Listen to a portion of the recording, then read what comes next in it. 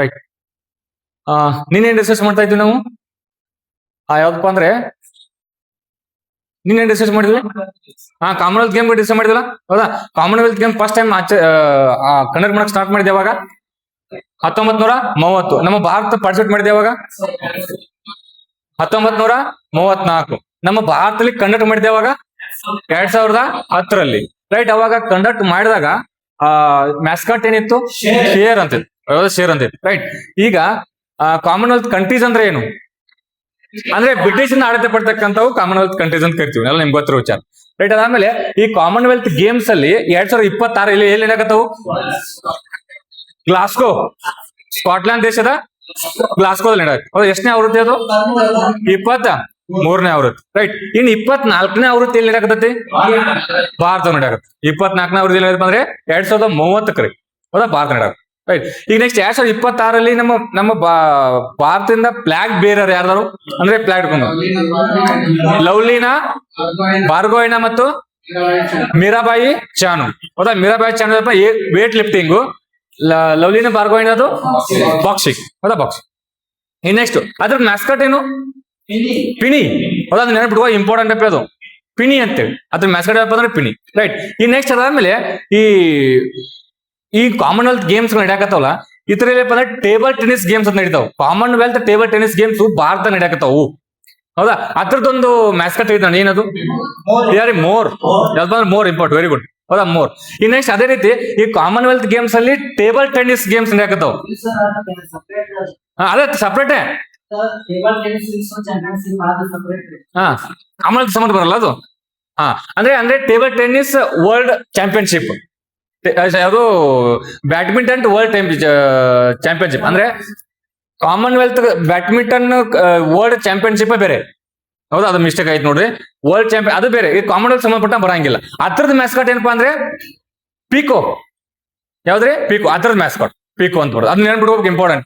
Commonwealth games ಸಂಬಂಧಪಟ್ಟಂಗ. Right. Commonwealth games ಸಂಬಂಧಪಟ್ಟಂಗ exam ಗಳು ನಿಮ್ಗೆ ಪದೇ ಕ್ವಶನ್ ಕೇಳ್ತಾನ, ನೆನ್ಬಿಡ್ಬೇಕು. ನೆಕ್ಸ್ಟ್ ಅದಾದ್ಮೇಲೆ ಈ ಜಪಾನ್ ಓಪನ್ ಆಯ್ತು ಇವತ್ತು. ರೀಸೆಂಟ್ ಅಲ್ಲಿ ಜಪಾನ್ ಓಪನ್ ಅಲ್ಲ, ಗೆದ್ದವ್ರು ಯಾರು? ಯಾವ್ದು ಅವ್ರ ಗೇಮ್ ಯಾವ್ದು? ಬ್ಯಾಡ್ಮಿಂಟನ್. ಜಪಾನ್ ಓಪನ್ ಗೆದ್ದು PV ಸಿಂಧು. ರೈಟ್. ನೆಕ್ಸ್ಟ್ ಆದ್ಮೇಲೆ ಈ ಸಿಂಗಾಪುರ್ ಓಪನ್ ಆಯ್ತು. ಅಲ್ಲಿ ಸಾತ್ವಿಕ್ ಸಾಯಿರಾಜ್ ಮತ್ತು ಚಿರಾಗ್ ಶೆಟ್ಟಿ. ನಿಮ್ಗೆ ಏನ್ ಗೊತ್ತಿರ್ಬೇಕು ಗೊತ್ತಾ? ಈ ಸಾತ್ವಿಕ್ ಸಾಯಿರಾಜ್ ಮತ್ತು ಚಿರಾಗ್ ಶೆಟ್ಟಿ ಯಾವ ಸ್ಪೋರ್ಟ್ಸ್ ನೆನ್ಬಿಡ್ಬೇಕು ಸಾಕು. ಯಾವ್ದು ನಾನು ಕೇಳ್ತಾ ನಾಳೆ ಈಗ ಇತ್ತೀಚಿನ ಸುದ್ದಿಲಿ ಇರ್ತಕ್ಕಂಥ ಇವರಿಬ್ರು ಯಾವ ಸ್ಪೋರ್ಟ್ಸ್ ಸಂಬಂಧಪಟ್ಟಂಗತ್ತೆ. ಯಾರಪ್ಪ ಅಂದ್ರೆ ಅದು ಬ್ಯಾಡ್ಮಿಂಟನ್. ಹೌದಾ? ಬ್ಯಾಡ್ಮಿಂಟನ್. ಸಾತ್ವಿಕ್ ಸಾಯಿರಾಜ್ ಮತ್ತು ಚಿರಾಗ್ ಶೆಟ್ಟಿ. ರೈಟ್. ನೆಕ್ಸ್ಟ್ ಆದ್ಮೇಲೆ ನಾವು ಕೆಲವೊಂದು ಏನಪ್ಪ ಅಂದ್ರೆ IPL ಬಗ್ಗೆ ಡಿಸ್ಕಷನ್ ಮಾಡಿದ್ವಿ. Important exam. IPL ಕೂಡ ಎಕ್ಸಾಮ್ ಇಂಪಾರ್ಟೆಂಟ್. ಮೆನ್ IPL ಡಿಸ್ಕಷನ್ ಮಾಡಿದ್ವಿ. ಅದ್ರಲ್ಲಿ ಏನಪ್ಪ ಅಂದ್ರೆ ಗೆದ್ದಿರ್ತಕ್ಕಂಥ ಟೀಮ್ ಯಾವುದು? RCB. ಸೋತಿರ್ತಕ್ಕಂಥ ಟೀಮು GT. ಹೌದಾ? ನೆಕ್ಸ್ಟ್ RCB ಕ್ಯಾಪ್ಟನ್ ಯಾರಪ್ಪ ಅಂದ್ರೆ ರಜತ್ ಪಡಿದಾರ್. GTದು ಶುಭ್ಮನ್ ಗಿಲ್. ಹೌದಾ? ಶುಭ್ಮನ್ ಗಿಲ್. ನಿಮ್ಗೆ ಗೊತ್ತಿರ್ಲಿ, ಏನು ಸಿಂಪಲ್ ಹೇಳತ್ತ ತಿಳ್ಕೊಬೇಡ್ರಿ. ಅಲ್ಲಿ ಮೊನ್ನೆ ರೀಸೆಂಟ್ ಅಲ್ಲಿ ಒಂದ್ ಕಡೆ ಏನಪ್ಪಾ ಅಂದ್ರೆ ಟೀಮ್ ಕೊಟ್ಬಿಟ್ಟು ಅವ್ನು ಹೊಂದಿಸಿ ಬರೀ ಕೇಳಿದ್ದ, ಕ್ಯಾಪ್ಟನ್ ಹೊಂದಿಸಿ ಬರೋದ್ ಕೇಳಿದ. ಸೊ ಅದಕ್ಕೋಸ್ಕರ ರೈಟ್ ಇಂಪಾರ್ಟೆಂಟ್ ಕೇಳ್ದ. ನೆಕ್ಸ್ಟ್ ಈ BCCI ಇದನ್ನ IPL ಕಂಡಕ್ಟ್ ಮಾಡುವಂತ ಸಂಸ್ಥೆ ಯಾವುದು? BCCI. ನಿಮ್ಮೆಲ್ಲ ಗೊತ್ತಿರೋ ವಿಚಾರ.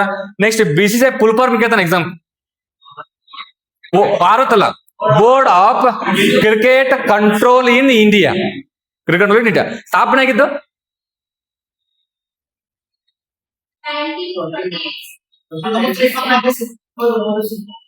1934 ಅಲ್ಲ, 1900 BCCI ಕನ್ಫ್ಯೂಸ್ ಆತ್ ನೋಡೋದು. 28 ಅಲ್ಲಿ ಒಟ್ಟು 1928 ರೀ. ಸೊ ಸರ್ಚ್ ಮಾಡಿ ನೋಡ್ರಿ ಮತ್ತೆ ಆಮೇಲೆ. ರೈಟ್. ಈ BCCI ಕೇಂದ್ರ ಕಚೇರಿ ಐತಿ ಮುಂಬೈದಾಗ. ಹೌದಾ? ಮುಂಬೈ ಇಂಪಾರ್ಟೆಂಟ್ ನೆನ್ಪಿಡ್ಬೇಕು. 28. Very good. ಯಾವ್ದ್ರಿ? 28. ಕನ್ಫ್ಯೂಸ್ ಆಗತ್ತಿತ್ತು. 28 1998. ಸಾರಿ 28. ಈಗ BCCI ಇತ್ತೀಚೆಗೆ ಈ ರೈಟ್ ಟು ಇನ್ಫಾರ್ಮೇಶನ್ ಆಕ್ಟ್ ಗೊತ್ತಾ? ಮಾಹಿತಿ ಪಡೆಯುವಂತ ಕಾಯ್ದೆ. ಅದು ನಮ್ಮ ಎಕ್ಸಾಮ್ ಬಹಳ ಇಂಪಾರ್ಟೆಂಟ್ ರೀ. ಪ್ರತಿ ಎಕ್ಸಾಮ್ ಕ್ವಶನ್ ಬರೋದ್ರ ಮೇಲೆ ರೈಟ್ ಟು ಇನ್ಫಾರ್ಮೇಶನ್ ಆಕ್ಟ್ ಅಂತ ಬರುತ್ತೆ. ಯಾವ ಬತ್ತು? 2005. ಇತ್ತೀಚೆಗೆ ರೈಟ್ ಟು ಇನ್ಫಾರ್ಮೇಶನ್ ಆಕ್ಟ್ ಅಡಿ BCCI ನ್ಯೂಸ್ ಅಲ್ಲಿ ಇತ್ತು. ಎದಕ್ಕ? ಅಂದ್ರೆ this is not a public authority ಅಂದ್ರೆ ಇದು ಒಂದು ಸಾರ್ವಜನಿಕ ಸಂಸ್ಥೆ ಅಲ್ಲ. ಅಂದ್ರೆ ನಿಮ್ಗೆ ಯಾವುದೇ BCCI ಸಂಬಂಧಪಟ್ಟಂಗ ಇನ್ಫಾರ್ಮೇಶನ್ ಬೇಕಿತ್ತಂದ್ರೆ ಅಂದ್ರೆ ಏನ್ರಿ? ಈಗ BCCI ಅಲ್ಲಿ ಎಷ್ಟು ಅದರದ ಇನ್ಕಮ್ ಅದ, ನೀವು ಯಾವ ಟೀಮ್ಗೆ ಎಷ್ಟು ಅಮೌಂಟ್ ಅನ್ನ ಕೊಡಾಕತ್ತಿದ್ರಿ ಅನ್ನೋದನ್ನ ನಿಮ್ಗೆ ಏನಾದ್ರು ಇನ್ಫಾರ್ಮೇಶನ್ ಬೇಕಿತ್ತಂದ್ರೆ ನೀವು ಅದನ್ನ ಅವರು ಕೊಡಂಗಿಲ್ಲ ಅಂತ ಹೇಳಿದ್ರು. ಯಾಕೆ ಹೇಳಿದ್ರಪ್ಪ ಅಂದ್ರೆ ಅದು ಒಂದು ಪಬ್ಲಿಕ್ ಅಥಾರಿಟಿ ಅಲ್ಲ, ಅದು ಒಂದು ಸಾರ್ವಜನಿಕ ಸಂಸ್ಥೆ ಅಲ್ಲ ಅಂತ ಹೇಳ್ಬಿಟ್ರು ಅವ್ರು. ಅಂದ್ರೆ ಅದರ ಅರ್ಥ ಅದು ರೈಟ್ ಟು ಇನ್ಫಾರ್ಮೇಶನ್ ಆಕ್ಟ್ ಏನಾದ್ರು ಇನ್ಫಾರ್ಮೇಶನ್ ಬೇಕಿತ್ತಂದ್ರೆ ಅದು ಸಾರ್ವಜನಿಕ ಸಂಸ್ಥೆ ಆಗಿರ್ಬೇಕು, ಗೌರ್ಮೆಂಟ್ ಆಗಿರ್ಬೇಕು ಅದು. ಈಗ ಸಿಂಪಲ್ ಒಂದು ಎಕ್ಸಾಂಪಲ್ ಕೊಡ್ತೇನೆ ನಿಮ್ಗೆ. ಏನಂದ್ರೆ ಈಗ ಯಾವ್ದೋ ಒಂದು ಕಂಪ್ನಿ, ಪ್ರೈವೇಟ್ ಕಂಪ್ನಿ, ಒಂದು XYZ ಪ್ರೈವೇಟ್ ಕಂಪ್ನಿ, ಯಾವ್ದೋ ಇಂಫೋಸಿಸ್ ಅಥವಾ ಅದಾವಲ್ಲ, ಸೊ ಆತರ ಪ್ರೈವೇಟ್ ಕಂಪ್ನಿ. ನಿಮ್ಗೆ ಏನಾದ್ರು ಪ್ರೈವೇಟ್ ಕಂಪ್ನಿ ಹತ್ರದ ಮೂಲ ಬಂಡವಾಳ ಎಷ್ಟಂತ ನಿಮ್ಗೆ ಏನಾದ್ರು ತಿಳ್ಕೊಬೇಕಾಗಿತ್ತಂದ್ರ ಎಕ್ಸಾಂಪಲ್ ಕೊಡಕತ್ತೀನಿ, ಹೌದಾ? ನೀವು ರೈಟ್ ಟು ಇನ್ಫಾರ್ಮೇಶನ್ ಆಕ್ಟ್ ಅಡಿ ನೀವೇನಾದ್ರು ಇನ್ಫಾರ್ಮೇಶನ್ ತಗೋಬಹುದನ್ರಿ? ತಗೊಳಕ್ ಬರಂಗಿಲ್ಲ, ಯಾಕಂದ್ರೆ ಅದು ಪ್ರೈವೇಟ್ ಬರಂಗಿಲ್ಲ, ಓನ್ಲಿ ಗೌರ್ಮೆಂಟ್. ಅದೇ ನೋಡ್ರಿ KPC ಐತಿಪ್ಪ, KPC ಅಥವಾ ಯಾವ್ದೋ ಒಂದು ಕ್ಯಾಟ್ ಅದ, ಯಾವ್ದೋ ಒಂದು ಸಂಸ್ಥೆ ಅಲ್ಲ, ನಿಮ್ಗೆ ಇನ್ಫಾರ್ಮೇಶನ್ ಬೇಕಾಗಿರ್ತದೆ. ಹೌದಾ? ಇನ್ಫಾರ್ಮೇಶನ್ ಬೇಕಾದ್ರೆ ಎಷ್ಟೇಪ್ಪ ಅಂದ್ರೆ ಈ ವರ್ಷ ಎಷ್ಟು ಹುದ್ದೆಗಳು ಖಾಲಿ ಅದಾವ ನಮ್ಗೆ ಹೇಳ್ರಿ ಅಂತೇಳಿ ನಿಮ್ಗೆ ಇನ್ಫಾರ್ಮೇಶನ್ ಬೇಕಾಗಿರುತ್ತೆ. ಅವಾಗ ತಗೊಳ್ಬಹುದು, ಯಾಕಂದ್ರೆ ಅದು ಗೌರ್ಮೆಂಟ್ ಎಂಟಿಟಿ, ಅದು ಗೌರ್ಮೆಂಟ್ ಅಥಾರಿಟಿ ಅದು. ಅಂದ್ರೆ ನಿಮ್ಗೆ ಗೊತ್ತಿರ್ಬೇಕು, ನಾಳೆ ಏನಾದ್ರು ಎಕ್ಸಾಮ್ ಕ್ವಶನ್ ಕೇಳಿದ್ರೆ ಯಾವುದೇ ಒಂದು ರೈಟ್ ಟು ಇನ್ಫಾರ್ಮೇಶನ್ ಆಕ್ಟ್ ನಿಮ್ಗೆ ಇನ್ಫಾರ್ಮೇಶನ್ ತಗೊಳ್ಬೇಕಾಗಿದ್ರೆ ಅದು ಗೌರ್ಮೆಂಟ್ ಅಥಾರಿಟಿ ಆಗಿರ್ಬೇಕು, ಗೌರ್ಮೆಂಟ್ ಆಗಿರ್ಬೇಕು. ಹೌದಾ? ನಿಮ್ ಹಂಗೆ ಪ್ರೈವೇಟ್ ಯಾವ ತಕ್ಷಣ ತೊಗೊಳಕ್ ಅವಕಾಶ ಇಲ್ಲ. ಆ ತರ BCCI ನ್ಯೂಸ್ ಅಲ್ಲಿ ಇತ್ತು. ಹೌದಾ? ಅದಕ್ಕೆ ಇನ್ಫಾರ್ಮೇಶನ್ ಗೊತ್ತು. ಹೌದಾ? ರೈಟ್ ಟು ಇನ್ಫಾರ್ಮೇಶನ್ ಆಕ್ಟ್ ಯಾವಾಗ ಬಂತ ಹೇಳಿದ್ರಿ? 2005. ಹೌದಾ? ಅದ್ರ ಬಗ್ಗೆ ಸ್ವಲ್ಪ ಡಿಸ್ಕಷನ್ ಮಾಡೋಣ, ಇಂಪಾರ್ಟೆಂಟ್ ಅದು. ಆ ರೈಟ್ ಟು ಇನ್ಫಾರ್ಮೇಶನ್ ಆಕ್ಟ್ ಅಡಿ ನೀವು ಏನಾದ್ರು ಇನ್ಫಾರ್ಮೇಶನ್ ತಗೊಳಕ್ ಅಪ್ಲಿಕೇಶನ್ ಹಾಕಿರ್ತೀರಿ, ಎಷ್ಟು ದಿನದೊಳಗೆ ಇನ್ಫಾರ್ಮೇಶನ್ ಕೊಡ್ಬೇಕು ಅವರು? ಕ್ವಶನ್ ಅರ್ಥ ಆಯ್ತು ನಂದ? ಈಗ ನಾನು ನಿಮ್ಗೆ ಏನೊಂದು ಇನ್ಫಾರ್ಮೇಶನ್ ಬೇಕಾಗಿರೋ ಗೌರ್ಮೆಂಟ್ ಅಡಿ, ಹೌದಾ? ನೀವು ಅಪ್ಲಿಕೇಶನ್ ಹಾಕ್ತೀರಿ, ಎಷ್ಟು ದಿನದೊಳಗಡೆ ಕೊಡ್ಬೇಕು ಅವರು? Very good. ಯಾವ್ದ್ರಿ? 30 ದಿನ. ಇದನ್ನ ಎಕ್ಸಾಮ್ ಕೇಳ್ತಾನ, 30 ದಿನದ ಒಳಗಡೆ ಇನ್ಫಾರ್ಮೇಶನ್ ಕೊಡ್ಬೇಕು ಅವ್ರು. ಹೌದಾ? 30 ದಿನ ಇನ್ಫಾರ್ಮೇಶನ್ ಕೊಡ್ಬೇಕು. ಈಗ ನೆಕ್ಸ್ಟ್, ಈಗ ನನಗ ಯಾವ್ದೋ ಒಂದು ಲೈಫ್ ಅಂಡ್ ಲಿಬರ್ಟಿ, ಲೈಫಿಗೆ ಸಂಬಂಧಪಟ್ಟದ್ದು. ಈಗ ನೀ ಆ ಇನ್ಫಾರ್ಮೇಶನ್ ಕೊಡ್ಲಿಕ್ಕಂದ್ರೆ ಅವ್ನು ಡೆತ್ ಆಗ್ತಾನ, ಅಥವಾ ಒಂದ್ ಏನೋ ಜೀವಕ್ಕೆ ಹಾನಿ ಆಗ್ತದೆ ಅಂತಂದ್ರೆ, ಲೈಫಿಗೆ ಸಂಬಂಧಪಟ್ಟಂಗಿತ್ತಂದ್ರೆ, ಜೀವಕ್ಕೆ ಸಂಬಂಧಪಟ್ಟಂಗಿತ್ತಂದ್ರೆ ಎಷ್ಟು ದಿನದೊಳಗಡೆಗೆ ಅಥವಾ ಎಷ್ಟು ಟೈಮ್ ಒಳಗಡೆ ಇನ್ಫಾರ್ಮೇಶನ್ ಕೊಡ್ಬೇಕು? Very good. ಎಷ್ಟು ಅಂದ್ರೆ 48 hours ಇಸ್ ರೈಟ್ ಆನ್ಸರ್. ಹೌದಾ? 48 hours. ಜೀವಕ್ಕೆ ಅಂದ್ರೆ ಏನಾದ್ರು ನಿಮ್ ತೊಂದರೆ ಆಗ್ತಿತ್ತಂದ್ರೆ, ಇದನ್ನ ಎಕ್ಸಾಮ್ ಕೇಳ್ತಾನಪ್ಪ, ಇಂಪಾರ್ಟೆಂಟ್ ತಗೋಬೇಕು, ಆಲ್ರೆಡಿ ಕೇಳಿದಾನೆ, ಅದ್ ಬೇಸ್ ಮೇಲೆ ಹೇಳಕತ್ತೀನಿ. 28 hours ಜೀವಕ್ಕೆ ಸಂಬಂಧಪಟ್ಟಿದ್ರೆ, ಇಲ್ಲ ನಾರ್ಮಲ್ ಇತ್ತಂದ್ರೆ 30 ದಿನದೊಳಗೆ ಕೊಡ್ಬೇಕು, 30 ದಿನ ಕೊಡ್ಬೇಕು. ಹೌದಾ? ಈಗ ನೆಕ್ಸ್ಟ್, ಈಗ ನಿಮ್ಗೆ ಇನ್ಫಾರ್ಮೇಶನ್ ತಗೊಳಕ್ ಅವಕಾಶ ಐತಿ ಅಂದ ತಕ್ಷಣ, ಈಗ DRDO ಅಥವಾ ISRO ಅಥವಾ ಡಿಫೆನ್ಸ್ ಅದ ನಮ್ದು. ಹೌದಾ? ಈಗ IB ಅದ, ಇಂಟೆಲಿಜೆನ್ಸ್ ಬ್ಯೂರೋ. ಹೌದಾ? CBI ಅದ. ಹೌದಾ? CBI ಅದ, IB ಅದ. ಇವ್ಗೆ ಸಂಬಂಧಪಟ್ಟ ನಿಮ್ಗೆ ಇನ್ಫಾರ್ಮೇಶನ್, ನಿಮ್ಗೆ ಇನ್ಫಾರ್ಮೇಶನ್ ಬೇಕಾಗಿರುತ್ತೆ. ಯಾವ್ದೋ ಒಂದು CBI ಸಂಬಂಧಪಟ್ಟ ಒಂದು ಇನ್ಫಾರ್ಮೇಶನ್ ಬೇಕಾಗಿರುತ್ತೆ ನನಗೆ, ಎಷ್ಟು ಟೆರರಿಸ್ಟ್ಗಳು ಬಂದಾರ, ಎಷ್ಟು ಹೋಗ್ಯಾರ ಅಂತೇಳಿ ಕೊಡಕ್ ಅವಕಾಶ ಐತೆ. ಹೌದಾ? ಹಂಗಂತೇಳಿ ಎಲ್ಲವೂ ಕೊಡಕ್ ಅವಕಾಶ ಇಲ್ಲ. ದೇಶದ ಭದ್ರತೆಗೆ ಸಂಬಂಧಪಟ್ಟಂಗೆ ಏನಾದ್ರು ಇತ್ತಂದ್ರೆ, ಅದು ದೇಶದ ಭದ್ರತೆ ಮತ್ತು ಸಾರ್ವಜನಿಕ ಶಾಂತಿಯನ್ನ ಕದಲುವಂತ ವಿಷಯ ಇತ್ತಂದ್ರ ಅವಾಗ ನಿನಗ ಅವರು ಕೊಡಂಗಿಲ್ಲ. ನಾಳೆ ಆಪ್ಷನ್ ಕೊಡ್ತಾನೆ, ಯಾವ್ದು ಬೇಕಾದ್ ಕೇಳಿದ್ರು ಕೊಡಕ್ ಅವಕಾಶ ಇದೆ, ಕೊಡಕ್ ಅವಕಾಶ ಇಲ್ರಿ. ಕರೆಕ್ಟ್ ಐತಿ? ಓಕೆ. ನೆಕ್ಸ್ಟ್ ಅದಾದ್ಮೇಲೆ ನೆಕ್ಸ್ಟ್ ಏನಪ್ಪಾ ಅಂದ್ರೆ, ಈಗ ನಾ ಅಪ್ಲಿಕೇಶನ್ ಹಾಕ್ಬೇಕು ಅನ್ಕೊಂತೀನಿ, ನನಗೊಂದು ಇನ್ಫಾರ್ಮೇಶನ್ ಬೇಕಾಗೈತಿ, ನಾ ಅಪ್ಲಿಕೇಶನ್ ಹಾಕ್ಬೇಕು ಅನ್ಕೊಂತೀನಿ. ಹೌದಾ? ಅದೇನಾದ್ರು ಏಜ್ ಲಿಮಿಟ್ ಮಾಡಿದಾರೆ, 20 ವರ್ಷ ಆದವರು, 18 ವರ್ಷ ಆದವರು, 14 ವರ್ಷ ಆದವರು, ಅಥವಾ 5 ವರ್ಷ ಆದವ್ರು ಮಾತ್ರ ಅಪ್ಲಿಕೇಶನ್ ಹಾಕ್ಬೇಕಂತ ಹೇಳಿ ನಾನು ಆಪ್ಷನ್ ಕೊಡ್ತಾನೆ. ಅಲ್ಲಿ ಯಾವ ವರ್ಷಕ್ಕಿಂತ ಮೇಲ್ಪಟ್ಟವ್ರು ಅಪ್ಲಿಕೇಶನ್ ಹಾಕೋ ಅವಕಾಶ ಅದ. ಎಷ್ಟ್ರಿ? Very good. ಎಷ್ಟ್ರಿ? 18 ಇಸ್ ತಪ್ಪು, ಇಟ್ಸ್ ರಾಂಗ್. ಹೌದಾ? ನೋಡ್ರಿ, ಯಾರಾದ್ರೂ ನಿಮ್ ನಾಳೆ ಕೇಳ್ತಾರಲ್ಲ ಹೊರಗಡೆ ಹೋದಾಗ, ಹೌದಾ, ನಾ ಇನ್ಫಾರ್ಮೇಶನ್ ಆಕ್ಟ್ ಅಡಿ ನಾನು ಅಪ್ಲಿಕೇಶನ್ ಹಾಕ್ಬೇಕು ಅಂದಿನಿ, ಎಷ್ಟು ಏಜ್ ಇರ್ಬೇಕು ನನಗಂತ ಕೇಳಿದ್ರೆ ಯಾವುದೇ ಏಜ್ ಲಿಮಿಟ್ ಇಲ್ಲ. ಅದಾದ್ರಿ ಒಂದು ಚಿಕ್ಕ ಮಗು ಕೂಡ ಹಾಕ್ಬೋದು, ಚಿಕ್ಕ ಮಗು ಕೂಡ ಅಪ್ಲಿಕೇಶನ್ ನಾಳೆ ಕ್ಲೈಟ್ ಐತ್ರಿ. ಹೌದಾ? ಯಾವುದೇ ಏಜ್ ಲಿಮಿಟ್ ಇಲ್ಲ. ಹೌದಾ? ಬೇಕಾದ್ರೆ ನೀವು ರಿಸರ್ಚ್ ಮಾಡಿ ನೋಡ್ಕೊಡ್ರಿ.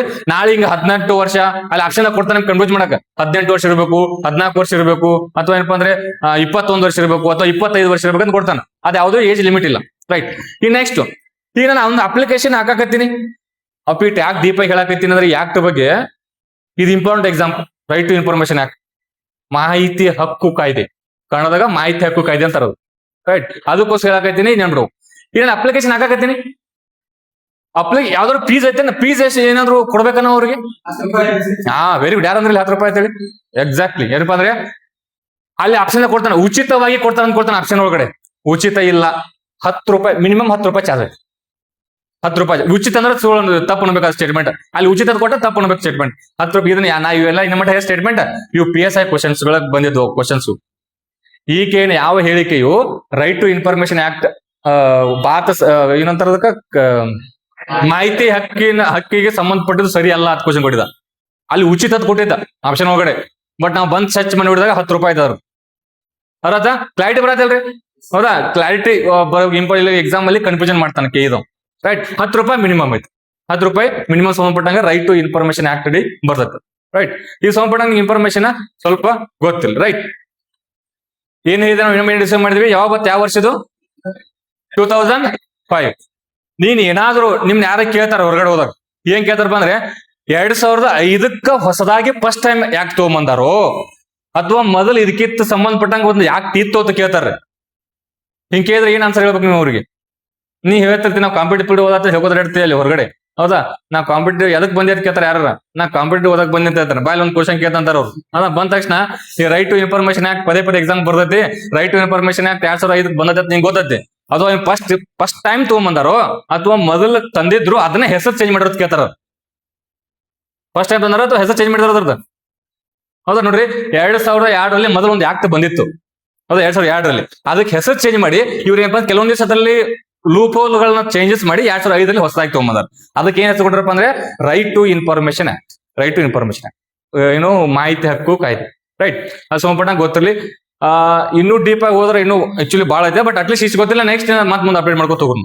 ರೈಟ್, ಈ ನೆಕ್ಸ್ಟ್ ಅದಾದ್ಮೇಲೆ IPL ಸಂಬಂಧ ಡಿಸೈಡ್ ಮಾಡಿದ್ದಿಲ್ಲ. ಯಾಕೆ BCCI ಬಂದಾಗ ರೈಟ್ ಟು ಇನ್ಫಾರ್ಮೇಶನ್ ಆಕ್ಟ್ ಬಗ್ಗೆ ನಿಮ್ಗೆ ಡಿಸ್ಕಷನ್ ಮಾಡಿದ್ವಿ ಒಂದಿಟ್ಟು ಗೊತ್ತಿಲ್ಲ ಅಂತ ಇನ್ಫಾರ್ಮೇಶನ್. ರೈಟ್, ಗೆದ್ದಿರ್ತಕ್ಕಂಥ ಟೀಮ್ RCB, ಸೋತಿರ್ತಕ್ಕಂಥಪ್ಪ ಅಂದ್ರೆ GT. ಗೊತ್ತಿರ್ಲಿ. ಪರ್ಪಲ್ ಕ್ಯಾಪ್ ಯಾರಿಗೆ ಬಂದಪ್ಪ ಅಂದ್ರೆ ಯಾರು? ರಬಾಡ, ಅತಿ ಹೆಚ್ಚು ವಿಕೆಟ್ ಹೊಡೆದವ್ರು. ನೆಕ್ಸ್ಟ್ ಆರೆಂಜ್ ಕ್ಯಾಪ್ ಯಾರಿಗೆ ಬಂದಪ್ಪ ಅಂದ್ರೆ ವೈಭವ್ ಸೂರ್ಯ, ಅತಿ ಹೆಚ್ಚು ರನ್ ಗಳಿಸಿದವರು. ಹೌದಾ, next player of the season ಅಂತ ಯಾರು ಕೊಟ್ಟಿದ್ರು? Vaibhav Suryavanshi. Player of the match ಅಂತ ಯಾರು ಕೊಟ್ರು? ವಿರಾಟ್ ಕೊಹ್ಲಿ. ಕ್ಲಾರಿಟಿ ಇರಬೇಕು. ಹೌದಾ, ಕ್ಲಾರಿಟಿ. ಕ್ವಶನ್ ಕೇಳ್ದ ಕೇಳಿದವರು ಸ್ಪೋರ್ಟ್ಸ್ ಮೇಲೆ ಒಂದು ಕ್ವಶನ್ ಇರುತ್ತೆ ಫಿಕ್ಸ್. ರೈಟ್, ಅದಾದ್ಮೇಲೆ ನೆಕ್ಸ್ಟ್ ಏನಪ್ಪ ಅಂದ್ರೆ ಈ ಮೋಸ್ಟ್ ಎಮರ್ಜಿಂಗ್ ಪ್ಲೇಯರ್ ಅಂತ ಯಾರು ಕೊಟ್ರು? ವೈಭವ್ ಸೂರ್ಯವಂಶಿ. ನೆಕ್ಸ್ಟ್ ಈ IPL ಅಲ್ಲಿ ಗೆದ್ದಿರ್ತಕ್ಕಂಥದ್ದು RCB, ಸೋತಿರ್ತಕ್ಕಂಥ GT. ಅಲ್ಲಿ ಫೇರ್ ಪ್ಲೇ ಅವಾರ್ಡ್ ಅಂತ ಕೊಡ್ತಾರೆ. ಯಾರು ಕೊಟ್ರಿ? ಪಂಜಾಬ್. ಹೌದಾ, ಪಂಜಾಬ್ ನೆನ್ಬಿಡು ಹೋಗ್ನಿ, ಪಂಜಾಬ್ ಕೊಟ್ಟು. ನೆಕ್ಸ್ಟ್ ಅದಾದ್ಮೇಲೆ ಇಷ್ಟು ಇನ್ಫಾರ್ಮೇಶನ್ ಇದ್ರ ಬಗ್ಗೆ ಗೊತ್ತಿರ್ಲಿ. ಇದನ್ನ ಸಿಂಪಲ್ ಮಿನಿಮಮ್ ಇಷ್ಟಾದ್ರೂ ಗೊತ್ತಿರ್ಬೇಕು ನಿಮ್ಗೆ. ಯಾರು ಪ್ಲೇಯರ್ ಯಾರು, ಅದ player of the match, player of the series, ಮತ್ತೆ ಬೆಸ್ಟ್ ಪ್ಲೇಯರ್ ಮ್ಯಾಚ್ ಇದ್ದು ಸಮ್ ಕೊಟ್ಟಿದ್ದು, ಇದೊಂದು ಪದೇ ಕೇಳ್ತಾ ಇರ್ತಾನ. ನೆಕ್ಸ್ಟ್ ವುಮನ್ ಅದು T20 world cup important exam ಕೊಂಡಿದ್ರಿ ನೀವು. T20 ವರ್ಲ್ಡ್ ಕಪ್ ಗೆ ಬ್ರಾಂಡ್ ಅಂಬಾಸಿಡರ್ ಸೆಲೆಕ್ಟ್ ಮಾಡಿ ಯಾರನ್ನ? ನೀನ್ ಡಿಸೈಡ್ ಮಾಡಿ ಅದನ್ನ ಯಾರ್ರಿ? ರೋಹಿತ್ ಶರ್ಮಾ. ಕ್ವಶನ್ ಪೇಪರ್ ಐತ್ ಕ್ವಶನ್, ಅದು ಗ್ರೂಪ್ ನ ಹಾಕಿನೆಲ್ಲ ಕ್ವಶನ್ಸ್ ಪೇಪರ್ ಅದ್ರಾಗ ಐತ್ ಕ್ವಶನ್. ಹೌದಾ, ಬ್ರಾಂಡ್ ಅಂಬಾಸಿಡರ್ ಯಾಕೆ ಮಾಡಿರಪ್ಪ ಅಂದ್ರೆ ರೋಹಿತ್ ಶರ್ಮಾ ಮಾಡೋದು. ಹೌದಾ, ಈ ನೆಕ್ಸ್ಟ್ ಅದು T20 ವರ್ಲ್ಡ್ ಕಪ್ ಎಲ್ಲಿ ನಡೀತದು? ಭಾರತದಾಗ. ಹೌದಾ, ಭಾರತ ಫೈನಲ್ ಮ್ಯಾಚ್ ನಡೆಯೋದಿಲ್ಲಪ್ಪ ಅಂದ್ರೆ ಅಹಮದಾಬಾದ್, ನರೇಂದ್ರ ಮೋದಿ ಸ್ಟೇಡಿಯಂ ಐತೆ ಅಹಮದಾಬಾದ್. ಹೌದಾ, ಅಲ್ಲಿ ಫೈನಲ್ ಮ್ಯಾಚ್ ನಡೆಯೋದು ಗೊತ್ತಿರಲಿಲ್ಲ, ಫೈನಲ್ ಮ್ಯಾಚ್. ರೈಟ್, ಈ ನೆಕ್ಸ್ಟ್ ಅದಾದ್ಮೇಲೆ ಗೆದ್ದಿರ್ತಕ್ಕಂಥ ಟೀಮ್ ಯಾವುದು? ಭಾರತ. ಸೋತಿರ್ತಕ್ಕಂಥ ಟೀಮ್ ಯಾವುದು? ನ್ಯೂಜಿಲ್ಯಾಂಡ್. ಹೌದಾ, ನ್ಯೂಜಿಲ್ಯಾಂಡ್. ಇನ್ನು ಅದಾದ್ಮೇಲೆ ನೆಕ್ಸ್ಟ್ ಏನಪ್ಪ ಅಂದ್ರೆ ಅದು ಅಲ್ಲಿ T20 ವರ್ಲ್ಡ್ ಕಪ್ ಅಲ್ಲಿ ಅಲ್ಲಿ ಕೂಡ ಏನಪ್ಪ ಅಂದ್ರೆ ಪ್ಲೇಯರ್ ಆಫ್ ದಿ ಮ್ಯಾಚ್ ಅಂತ ಕೊಡ್ತಾರ್ರಿ. ಹೌದಾ, ಪ್ಲೇಯರ್ ಆಫ್ ದಿ ಮ್ಯಾಚ್ ಅಂತ ಯಾರು ಕೊಟ್ರಲ್ಲಿ? ಯಾವ್ದ್ರಿ? Bumrah player of the match.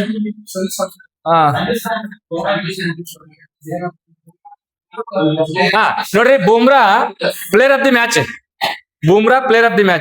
Player of the season ಅಂತ ಬಂದಾಗ ಸಂಜು ಸ್ಯಾಮ್ಸನ್.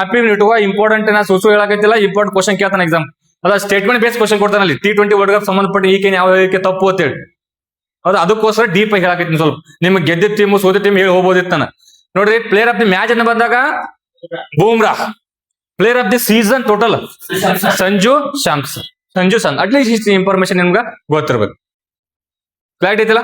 ಓಕೆ, ಅದಾದ್ಮೇಲೆ ಪೇಪರ್ ಡಿಸೈಡ್ ಮಾಡಿದ್ವಿ ನಿಮ್ಗೆಲ್ಲ ಅದ್ರ ಬಗ್ಗೆ ನೆನ್ಪಿಡ್ಗೋರಿ. ಅದ್ ಮತ್ತೆ ಪದೇ ಡಿಸೈಡ್ ಮಾಡೋದು ಬೇಡ. ಅದಾದ್ಮೇಲೆ ಏನಪ್ಪ ಅಂದ್ರೆ ಯಾವ್ದ್ರಿ ಹೈಯೆಸ್ಟ್?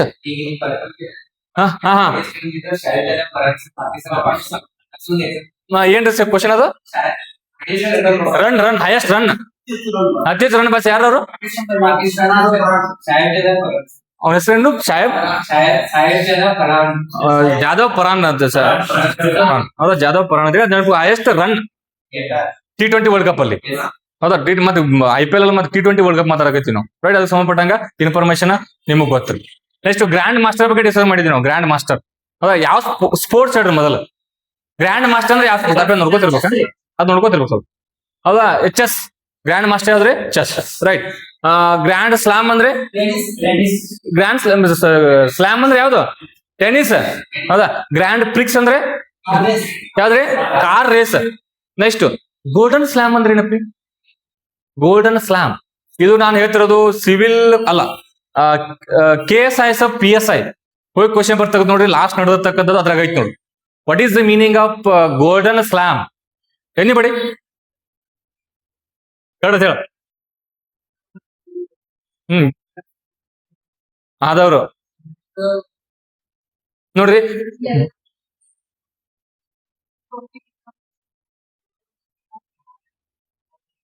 ಕರೆಕ್ಟ್ ಅರ್ಧ ಕರೆಕ್ಟ್ ಇನ್ನೂ ಹೇಳ್ಬೇಕ, ಮುಂದೆ ಇನ್ನೊಂದು ತಪ್ಪ ತಪ್ಪ ತಪ್ಪ. ಹಾ ನೋಡು ಏನಪ್ಪಾ ಅಂದ್ರೆ ನೀವೇದ ಕಡೆ, ಬಟ್ ನೀವು ಅರ್ಧ ಹೇಳ್ರಿ, ನೀವು ಅರ್ಧ ಎರಡು ಕೂಡ ಫುಲ್ ಆಗ್ತದ ಕ್ವಶನ್. ಅದ ಎಕ್ಸಾಮ್ ಅಲ್ಲಿ ನೀವು ಅರ್ಧ ನಿಮ್ಗೆ ಅರ್ಧ ಮಾರ್ಕ್ಸ್, ನಿಮ್ಗೆ ಅರ್ಧ ಮಾರ್ಕ್ಸ್ ಕೊಡಂಗಿಲ್ಲ, ರೈಟ್. ಏನ್ ಗೊತ್ತಾ, ಗೋಲ್ಡನ್ ಸ್ಲಾಮ್ ಅಂದ್ರೆ ಆ ಒಂದು ವರ್ಷದ 4 ಸ್ಲಾಮ್ ಗಳನ್ನ ಗೆಲ್ಬೇಕು. ಆಸ್ಟ್ರೇಲಿಯಾ, ಫ್ರೆಂಚು, ವಿಂಬಲ್ಡನ್ನು, US ಅದು ಬರ್ತಾವಲ್ಲ, ಇವನು 4 ಗೆಲ್ಬೇಕು. ಅದೇ ವರ್ಷ ನಡೆದಿರ್ತಕ್ಕಂತ ಒಲಿಂಪಿಕ್ ಅನ್ನ ಗೆಲ್ಬೇಕು. ಒಲಿಂಪಿಕ್ ಅಲ್ಲಿ ಗೋಲ್ಡ್ ಮೆಡಲ್ ಗೆಲ್ಬೇಕು, ಮತ್ತೆ ಸಿಲ್ವರ್ ಗೆಲ್ಲಲ್ಲ. ಅರ್ಥಾತ್ ಗೋಲ್ಡನ್ ಸ್ಲಾಮ್ ಅಂದ್ರೆ ಆ ವರ್ಷ, ಮತ್ತೆ ನಾವೊಂದು ಯಾವ್ದೋ ಒಂದು ವರ್ಷದಲ್ಲಿ ಫ್ರೆಂಚು, ಇನ್ನೊಂದು ವರ್ಷದಲ್ಲಿ ವಿಂಬಲ್ಡನ್, ಮತ್ತೊಂದು ಹಂಗಲ್ಲ, 4 ವರ್ಷದ ಪೂರ್ತಿ ಕ್ಯಾಲೆಂಡರ್ ಗೆಲ್ಬೇಕು. ಮತ್ ಅದೇ ವರ್ಷದಲ್ಲಿ ನಡೀತಿರ್ತಕ್ಕಂಥ ಒಲಿಂಪಿಕ್ ಅಲ್ಲಿ ಗೋಲ್ಡ್ ಮೆಡಲ್ ಗೆಲ್ಬೇಕು. ಸಿಲ್ವರ್ ಮೆಡಲ್ ಕೊಡ್ತಾನೆ ಆಪ್ಷನ್ದಾಗ, ತಪ್ಪು. ಗೋಲ್ಡ್ ಮೆಡಲ್ ಗೆಲ್ಬೇಕು, ಅಂತವ್ರನ್ನ ಗೋಲ್ಡನ್ ಸ್ಲಾಮ್ ಅಂತ ಕರಿತೀವಿ. ಗೋಲ್ಡನ್ ಸ್ಲಾಮ್ ಅಂತ ಆ ತರ ಇರ್ತಕ್ಕಂಥ ಜಗತ್ತಿನ ಒಬ್ಬ ಏಕೈಕ ವ್ಯಕ್ತಿ, ಮೊದಲ ವ್ಯಕ್ತಿ ಅಲ್ಲ, ಏಕೈಕ ವ್ಯಕ್ತಿ ಅದನ್ನ ಯಾರು? Very good. ಯಾವ್ದ್ರಿ? Steffi Graf is right answer. ಯಾವ್ದು ಬಂದ್ರೆ ಸ್ಟೆಫಿ ಗ್ರಾಫ್. ಆತರ ಒಬ್ಬ ವ್ಯಕ್ತಿ ಅದಾನ ಅಂದ್ರೆ 4 ಗೆದ್ದು ಅದೇ ವರ್ಷ ಒಲಿಂಪಿಕ್ ಗೆದ್ದ ಒಬ್ಬ ವ್ಯಕ್ತಿ ಅದಾನ. ಅದು ಯಾರಪ್ಪ ಅಂದ್ರೆ ಸ್ಟೆಫಿ ಗ್ರಾಫ್. ಸ್ಟೆಫಿ ಗ್ರಾಫ್ ಅದನ್ನ ನೆನಪಿಟ್ಕೊಳ್ಳಿ. ಹೌದಾ, ಪದೇ ಪದೇ ಎಕ್ಸಾಮ್ ಮೊನ್ನೆ ರೀಸೆಂಟ್ ಕೇಳ, ಮತ್ತೆ ಯಾವ ತರ ಅಂತ ಕೇಳಿದ್ರೆ ನಿಮ್ಗೆ ಕೇಳ್ತಾನ. ಯಾವ್ದೇ ಕಂಟ್ರಿ ಗೊತ್ತಿಲ್ರಿ ನನಗ. ಹೌದಾ, ಯಾವ ಕಂಟ್ರಿ ನೋಡಿ ಚೆಕ್ ಮಾಡಿ, ಕಂಟ್ರಿ ಏನ್ ಗೊತ್ತಿಲ್ಲ, ಸ್ಟೆಫಿ ಗ್ರಾಫ್ ವ್ಯಕ್ತಿ. ಹೌದ್ರಿ? ಯಾವ್ದ್ರಿ? ಜರ್ಮನಿ ಏನ್ರಿ? ಲೇಡೀಸ್ ಏನ್ ನೋಡ್ರದ? ಲೇಡೀಸ್ ಅಂದ್ರೆ ಲೇಡೀಸ್ ನೋಡೋದು ಹೆಸರು ಹೆಂಗಿರ್ತಾವ, ಸ್ಟೆಫಿ ಗ್ರಾಫ್, ಸುಡ್ಗಾಡ್ ಗ್ರಾಫ್ ಅಂತೇಳಿ. ಹೌದಾ, ಅವೆಲ್ಲ ಕನ್ಫ್ಯೂಸ್ ಆಗ್ಬಿಡ್ತಾವ ನಮ್. ಲೇಡೀಸ್ ಯಾವ್ದು? ನಮ್ಮಲ್ಲಿ ಕಲ್ಲಪ್ಪ, ಮಲ್ಲಪ್ಪ ಅಲ್ಲಿ ನಮ್ಗೆ ಗೊತ್ತಾಗ್ಬಿಡೋದು. ಇಲ್ಲಿ ಅವ್ ಸ್ಟೆಫಿ ಗ್ರಾಫ್ ಅಂತ ನಮ್ಗೆ ಎಕ್ಸ್ಪೆಕ್ಟ್ ಮಾಡಿಲ್ಲ ಲೇಡೀಸ್ ಅಂತೇಳಿ. ಅವೆಲ್ಲ ಇಮೇಜ್ ತೆಗೆದು ನೋಡಿದಾಗ, ಮತ್ತೆ ಇಮೇಜ್ ತೆಗೆದು ನೋಡಿದಾಗ ಒಮ್ಮೆ ಸೇಮ್ ಅನ್ಸುತ್ತಾರ ಒಂದೇ ಸರ್ ಎಲ್ಲಾರು, ರೈಟ್. ಇಲ್ಲಿ ಲೇಡೀಸ್ ಅಂತ ನೋಡ್ರಿ, ಅದು ಸ್ಟೆಫಿ ಗ್ರಾಫ್. ಇನ್ನು ಇನ್ನೊಂದು ಬರುತ್ತೆ, ಕರಿಯರ್ ಸ್ಲಾಮ್ ಅಂತೇಳಿ. ಅಂದ್ರೆ ಕರಿಯರ್ ಗೋಲ್ಡನ್ ಸ್ಲಾಮ್ ಅಥವಾ ಕರಿಯರ್ ಸ್ಲಾಮ್ ಅಂತ ಬರುತ್ತೆ. ಅಂದ್ರೆ ಕರಿಯರ್ ಅಂದ್ರೆ ಏನ್ರಿ? ಕೇಳಲಿ, ಕರಿಯರ್ ಗೋಲ್ಡ್ ಸ್ಲಾಮ್ ಅಂತ ಸಾರಿ, ಏನು ಅದು ಓನ್ಲಿ ಗೋಲ್ಡನ್ ಸ್ಲಾಮ್, ರೈಟ್ ಐತಿ, ಅದು ಓನ್ಲಿ ಗೋಲ್ಡನ್ ಸ್ಲಾಮ್. ಇದು ಕರಿಯರ್ ಗೋಲ್ಡನ್ ಸ್ಲಾಮ್ ಅಂತ ಬರೋದು. ಕರಿಯರ್ ಗೋಲ್ಡನ್ ಸ್ಲಾಮ್ ಹಂಗಂದ್ರೆ ಏನು? ಹೆಸರು ಏನ್ ನೋಡ್ಬೋದು, ಹೆಸರು ಕರಿಯರ್. ನನ್ನ ಕರಿಯರ್ದಲ್ಲಿ ಇದೊಂದು ಸಾಧನೆ ಮಾಡಿಬಿಟ್ಟೇನೆ ಅಂತ ಮಾತಾಡ್ತಿರ್ತಾರೆ. ಅಂದ್ರೆ ಏನ್ರಿ? ಅಂದ್ರೆ ಒಂದ ವರ್ಷಕ್ಕಂತ ಇರಂಗಿಲ್ಲ ಅಲ್ಲಿ. ಅವನು ಆಡಕತ್ತೆ ಹಿಡ್ಕೊಂಡು ರಾಜೀನಾಮೆ ಕೊಡುವವರೆಗೂ, ರಾಜೀನಾಮೆ ಮಾಡಬಾರ್ದು, ಅದಕ್ಕ ವಿದಾಯ ಅನ್ಬೇಕು. ಹೌದಾ, ಅಲ್ಲಿವರೆಗೂ 4 ಗೆದ್ದಿರ್ಬೇಕು, ಮತ್ತೆ ಒಂದು ಯಾವ್ದೋ ಒಂದು ಒಲಿಂಪಿಕ್ ಅಲ್ಲಿ ಒಂದು ಗೋಲ್ಡನ್ ಮೆಡಲ್ ಗೆದ್ದಿರ್ಬೇಕು. ಅಂತವ್ರಿಗೆ ಕರಿಯರ್ ಗೋಲ್ಡನ್ ಸ್ಲಾಮ್ ಅಂತ ಕರಿತೀವಿ. ಕರಿಯರ್ ಗೋಲ್ಡನ್ ಸ್ಲಾಮ್ ಅಂತವ್ರು ಬಾಳ ಜನ ಅದಾರ. ಹೌದಾ, ಬಟ್ ಅಟ್ಲೀಸ್ಟ್ ನಿಮ್ಗೆ ಹತ್ರ ಮೀನಿಂಗ್ ಗೊತ್ತಿಲ್ಲ ಹಂಗಂತೀರಿ ಅಂತೆ. ಕರಿಯರ್ ಗೋಲ್ಡ್ ಸ್ಲಾಮ್ ಅಂದ್ರೆ ಬೇರೆ, ಓನ್ಲಿ ಗೋಲ್ಡನ್ ಸ್ಲಾಮ್ ಅಂದ್ರೆ ಬೇರೆ. ಕರಿಯರ್ ಗೋಲ್ಡ್ ಅಂತ, ರೈಟ್. ಈ ನೆಕ್ಸ್ಟ್ ಅದಾದ್ಮೇಲೆ ಅದು ಸಂಬಂಧಪಟ್ಟಂಗೆ ಗೊತ್ತಿರ್ಲಿ. ಅದನ್ನ ಆಮೇಲೆ ಒಂಥರ ಸಪರೇಟ್ ಆಗಿ ಡಿಸ್ಕಷನ್ ಮಾಡೋಣ ನಾವು. ಅದನ್ನೆಲ್ಲ ಓದಿದ್ರಿ, ಕ್ವಶನ್ ಕೇಳಿ ಅದ್ರ ಮೇಲೆ, ಗೋಲ್ಡನ್ ಸ್ಲಾಮ್ಗಳ ಮೇಲೆ, ಅದ್ರ ಮೇಲೆ ಎಕ್ಸಾಮ್ ಕ್ವಶನ್ ಕೇಳ್ತಾನೆ. ಹೌದಾ, ಈಗ ನೋಡ್ರಿ, ಅದ್ರ ಕರೆಂಟ್ ಅಫೇರ್ಸ್ ಮಾತಾಡೋರು, GK ಮಾತಾಡೋಣ ಸ್ವಲ್ಪ ಅದ್ರ ಬಗ್ಗೆ. ಕರೆಂಟ್ ಅಫೇರ್ಸ್ ಆಮೇಲೆ ಮಾತಾಡೋಣ. ವರ್ಷದ ಮೊದಲ ಗ್ರ್ಯಾಂಡ್ ಸ್ಲಾಮ್ ಯಾವ್ದ್ರಿ? ನೋಡ್ರಿ, ಒಂದೇದು ಆಸ್ಟ್ರೇಲಿಯಾ, ಮ್ಯಾಪ್ ಅಲ್ಲಿ ಆಸ್ಟ್ರೇಲಿಯಾ. ಎರಡನೇದು ಯಾವ್ದು? ಯಾವ್ದು? ಫ್ರೆಂಚ್. ಹೌದಾ, ಇವ್ನ ಏನ್ ಮಾಡ್ತಾನೆ ಗೊತ್ತಾ ನಿಮ್ ಎಕ್ಸಾಮ್? ಇವ್ನು ಹೊಂದಿಸಿ ಅಂದ್ರೆ ಫಸ್ಟ್ ಯಾವ್ದೋ ಸಗಣ ಬರೀರಿ ಅಂತ ಕೇಳ್ತಾನ್ರಿ. ಒಂದು ಆಸ್ಟ್ರೇಲಿಯಾ, ಒಂದು ಫ್ರಾನ್ಸು, ಅದಾದ್ಮೇಲೆ ಅದ್ರ ಪಕ್ಕನ ಇರ್ತದೆ ಯಾವ್ದು? ವಿಂಬಲ್ಡನ್ ಅಂದ್ರೆ UK ದೇಶ.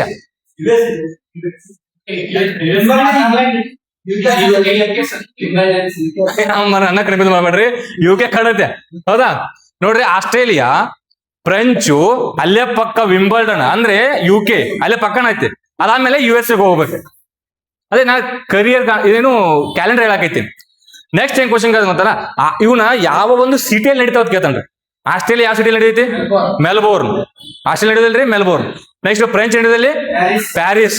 ನೆಕ್ಸ್ಟ್ ಆದ್ಮೇಲೆ ಅಲ್ಲೇ ಪಕ್ಕ UK ದಲ್ಲಿ ನಡೆಯುವಂತದ್ದು ಯಾವುದು? ಲಂಡನ್. ವಿಂಬಲ್ಡನ್ ಎಲ್ಲಿ ನಡೀತಿ? ಲಂಡನ್ ನಡೆದಿತ್ತು. ಈ ನೆಕ್ಸ್ಟ್ US ಎಲ್ಲಿ ನಡೀತಿ ಹೇಳ್ರಿ? ನ್ಯೂಯಾರ್ಕ್. ನೀವೇನ್ ಮಾಡ್ತೀರಿ? ನ್ಯೂಯಾರ್ಕ್ ಅಲ್ಲಿ ನಡೆದಿದೆ. ಕ್ಲಾರಿಟಿ ಐತಿ? ಕ್ಲಾರಿಟಿ ಹೌದಾ? ನ್ಯೂಯಾರ್ಕ್ ನಡೆದಿದೆ. ಈ ನೆಕ್ಸ್ಟ್ ಅದಾದ್ಮೇಲೆ ಏನ್ ಕ್ವಶನ್ ಕೇಳ್ತಾನ ಗೊತ್ತಾ ಹ್ಯಾಪಿ? ಈಗ ಒಂದ್ ನಿಮಿಷ ಬರ್ತೀನಿ. ಇವೇ ನೀವು ಗ್ರ್ಯಾಂಡ್ ಸ್ಲಾಮ್ಗಳಲ್ಲಿ ಇಲ್ಲಿ clay court, hard court, grass court ಅಂದ್ರು. ಅಂದ್ರೆ ಕ್ಲೇ ಅಂದ್ರೆ ಮಣ್ಣಾಗಾಡೋದು. ಮಣ್ಣಾಗಂದ್ರೆ ಮತ್ತೆ ಎಲ್ಲೋ ಮಡ್ಯ ಕರ್ಕೊಂಡು ಆಡ್ಸೋದಿಲ್ಲ ಹೌದಾ? ನೀವು ಹುಡುಗ ಮಣ್ಣಾಗಂದ್ರೆ ಮಣ್ಣ ಹಂಗೆ ತುಚ ಮಾಡಬಾರ್ದು. ಅಲ್ಲಿ ಏನಪ್ಪಾ ಅಂದ್ರೆ ಯಾವ್ದು ಮ್ಯಾಟ್ ಗಿಟ್ ಇರಂಗಿಲ್ರಿ, ಗ್ರೌಂಡ್ ಇದ್ದಂಗೆ ಇರ್ತೈತೆ ಅದು ಹೌದಾ? ಅದಕ್ಕೆ ಕ್ಲೇ ಅಂದ್ರೆ ಮಣ್ಣು. ಕ್ಲೇ ಸಾಯಿಲ್ ಗೊತ್ತಾ? ಕ್ಲೇ ಸಾಯಿಲ್ ಹೌದಾ? ಮಣ್ಣಾಗ ಆಡ್ತಾರೆ. ಈ ನೆಕ್ಸ್ಟ್ ಗ್ರಾಸ್ ಅಂದ್ರೆ ಹುಲ್ಲಿನ ಬಿದಿರ್ತದೆ, ಗ್ರಾಸ್ ಕೋಟ್ ಅಂತ ಕರಿತೀವಿ. ಇನ್ನ ಯಾವ್ದು ಬಂತು? ಇನ್ನೊಂದು ಯಾವ್ದು? ಹಾರ್ಡ್ ಕೋಟ್ ಹೌದಾ? ಹಾರ್ಡ್ ಕೋಟ್ ಅಂದ್ರೆ ಮ್ಯಾಟ್ ಮೇಲೆ ಆಡಿಸ್ತಾರೆ, ಹಾರ್ಡ್ ಕೋಟ್ ಅಂತ ಕರಿತದೆ.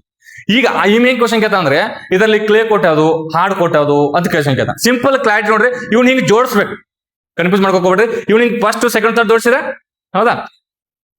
ಫಸ್ಟ್ ಮತ್ತು ಲಾಸ್ಟ್ ಯಾವ್ರಿವು? Hard coat. ಮತ್ತೆ ಇವ್ನು ಹೆಂಗ್ ಎರಾಬಿರಿ ಜೋಡಿಸಿ ಮತ್ತೆ ಫಸ್ಟ್ ಲಾಸ್ಟ್ ನೋಡ್ಬಾರ್ದು. ನೋಡಿ ಸೀರಿಯಲ್ ಆಗಿ ಜೋಡಿಸ್ಬೇಕು. ಮೊದಲ ಜೋಡಿಸ್ಮೇಲೆ ಫಸ್ಟ್ ಲಾಸ್ಟ್ ಯಾಕಪ್ಪ ಅಂದ್ರೆ ಹಾರ್ಡ್ ಕೋಟ್.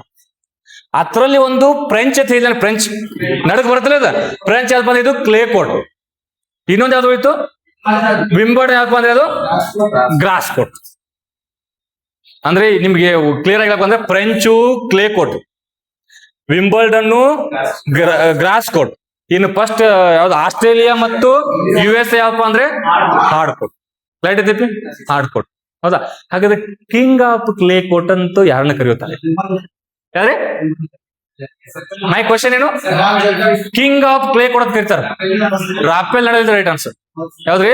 Rafael Nadal. ಅಂದ್ರೆ ಅವರು 13 14 ಅಲ್ರಿ? 14 ಕ್ಲೇ ಕೋಟ್ ಅಂದ್ರೆ ಫ್ರೆಂಚ್ 14 ಗೆದ್ದಾರ ಅವ್ರು ಒಬ್ರೆ. ಫ್ರೆಂಚ್ 14 ಅದಕ್ಕೆ ಕಿಂಗ್ ಆಫ್ ಕ್ಲೇ ಕೋಟ್ ಅಂತ ಕರೀತಾರೆ ಅವ್ರನ್ನ. ಯಾಕಪ್ಪ ಅಂದ್ರೆ ರಾಫೆಲ್ ನಡಾಲ್. ನಿಮ್ಗ ಇವರೆಲ್ಲ ವ್ಯಕ್ತಿಗಳು ಗೊತ್ತಿರಬೇಕು. ಅವ್ ಯಾವ ಏನಾರ ಗೆಲ್ಲಬೇಕು, ಅಟ್ಲೀಸ್ಟ್ ಅವ್ನ ಗೇಮರ್ ಯಾವ್ದು ಗೊತ್ತಿರ್ಬೇಕು ನಿಮಗ. ಅಲ್ಲಿ ನಾಳೆ ಎಕ್ಸಾಮ್ ಅಲ್ಲಿ ಆಪ್ಷನ್ಸ್ ಗಳನ್ನ ಎಲಿಮಿನೇಟ್ ಮಾಡಕ್ ನಡೀತಿ ನಿಮ್ಗೆ. ಅವ್ರತ ಆಪ್ಷನ್ ಎಲ್ಲಾನು ಓದ್ಬೇಕಂದ್ರೆ ಎಲ್ಲ ಓದಕ್ ಸಾಧ್ಯ ಆಗಿಲ್ಲ. ನಿಮ್ಗೆ ಅಟ್ಲೀಸ್ಟ್ ಅವ್ರ ಬಗ್ಗೆ ಗೊತ್ತಿತ್ತಂದ್ರ ಇವರು ಯಾವ ಅಲ್ಲೇನೋ ಬೇರೆ ಆಪ್ಷನ್ ಕೊಟ್ಟಿರ್ತಾನೆ. ಇವ್ರೇನಪ್ಪ ಅಂದ್ರೆ ನಿಮ್ಗೆ ಟೆನ್ನಿಸ್ ಅಂತ ಗೊತ್ತಾಗಬೇಕು ಹೌದಾ? ಸೊ ಅದಕ್ಕೋಸ್ಕರ ಕಾರ್ಲೋಸ್ ಅಲ್ಕರಾಜು ಹೌದಾ? ಮತ್ತೆ ರಾಫೆಲ್ ನಡಾಲು, ಮತ್ತೆ ಯಾರು ಜಾನಿಕ್ ಸಿನ್ನರು, ನೋವಾಕ್ ಜೋಕೋವಿಕ್, ಇವ್ರೆಲ್ಲರೂ ಗೊತ್ತು. ನಾವು ಆಮೇಲೆ ಕರೆಂಟ್ ಅಫೇರ್ಸ್ ಮಾತಾಡೋಣ ಅವನ. ಈಗ ಅಟ್ಲೀಸ್ಟ್ ಇಷ್ಟಾದ್ರೂ ಗೊತ್ತಿರ್ಬೇಕು. ಈ ನೆಕ್ಸ್ಟ್ ಏನ್ ಕೇಳ್ತಾನೆ ಗೊತ್ತಾ? ಇವುಗಳನ್ನ ನಾವು ಇದೇ ಜೋಡಿಸಿದ್ದು ಆಡಿಸುವಂತ ಆಧಾರದ ಮೇಲೆ, ಅಂದ್ರೆ ಕ್ಯಾಲೆಂಡರ್ ಫಸ್ಟ್ ಯಾವ್ದು ಸೆಕೆಂಡ್ ಆಗುತ್ತೆ.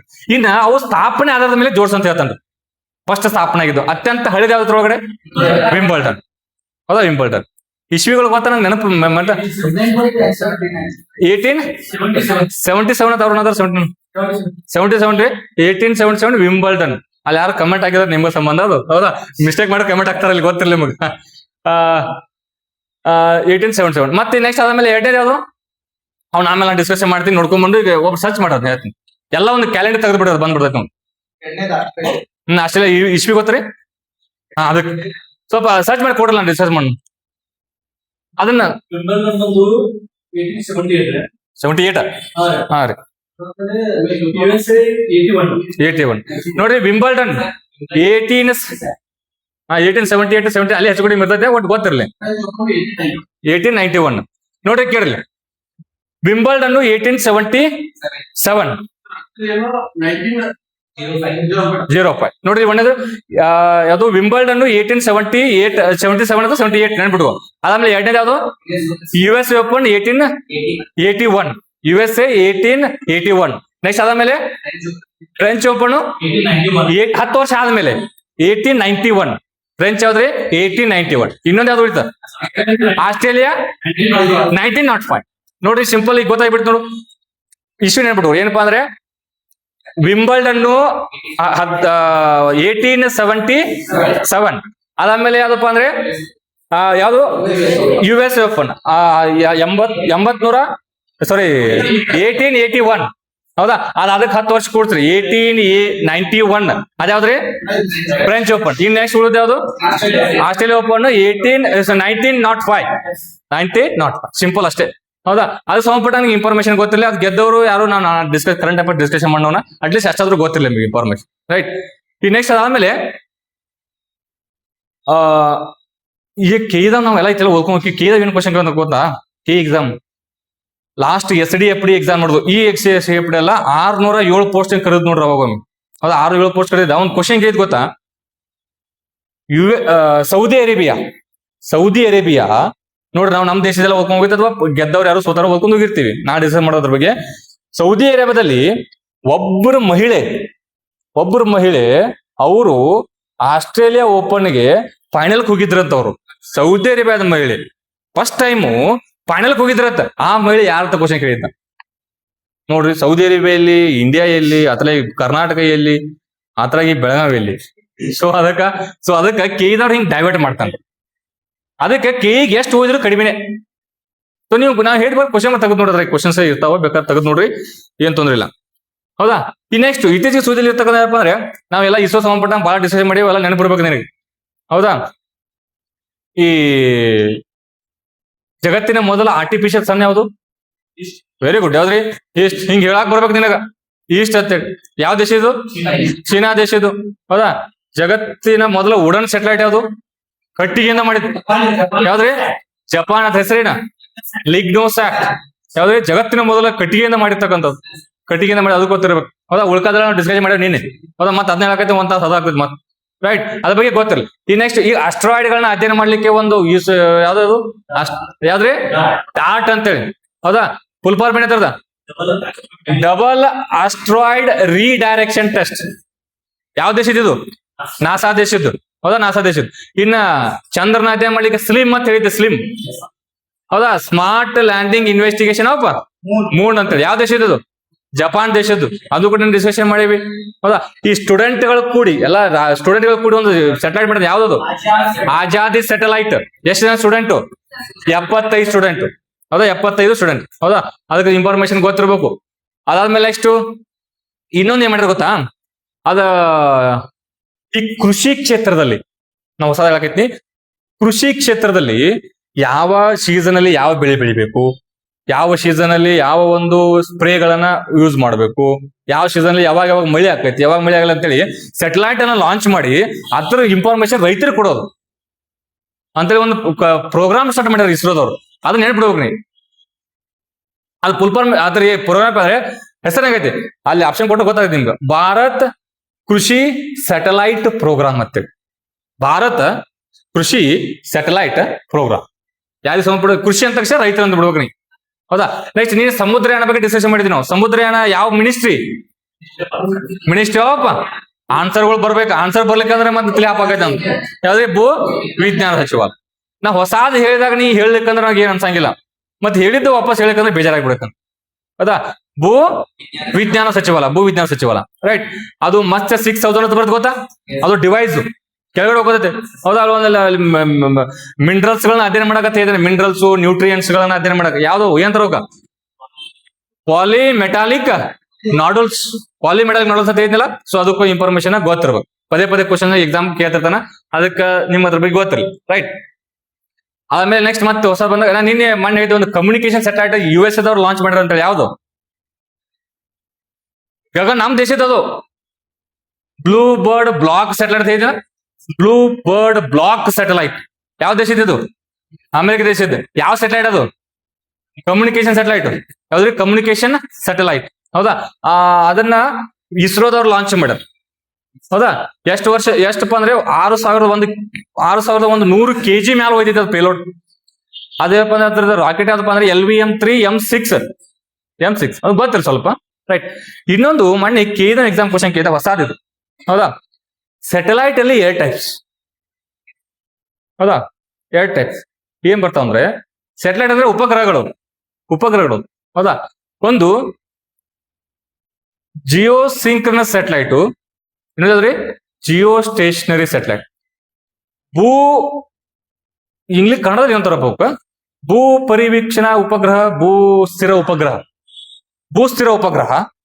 ಮತ್ತೆ ಭೂ ಪರಿವೀಕ್ಷಣಾ ಉಪಗ್ರಹ ಅಂತಾರ. ಹೌದಾ, ಒಟ್ಟು ಅದ್ ಹಂಗ ಅಂತಾರ, ನೆನಪಿರ್ಲಿ.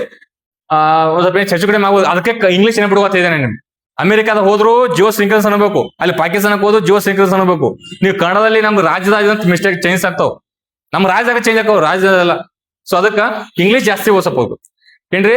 ಜಿಯೋ ಸ್ಟೇಷನರಿ ಸ್ಯಾಟಲೈಟ್, ಇದ್ರ ಮೇಲೆ ಈ ಕ್ವಶನ್ ಬರ್ತಕ್ಕಂಥ ನೋಡಿ, ನೀವು ಹೋಗಿ ಮನೆ ರೀಸೆಂಟ್ ನಡೆದು ನಾ ಭಾಳ ದಿನ ಹೇಳ್ತಿಲ್ಲ.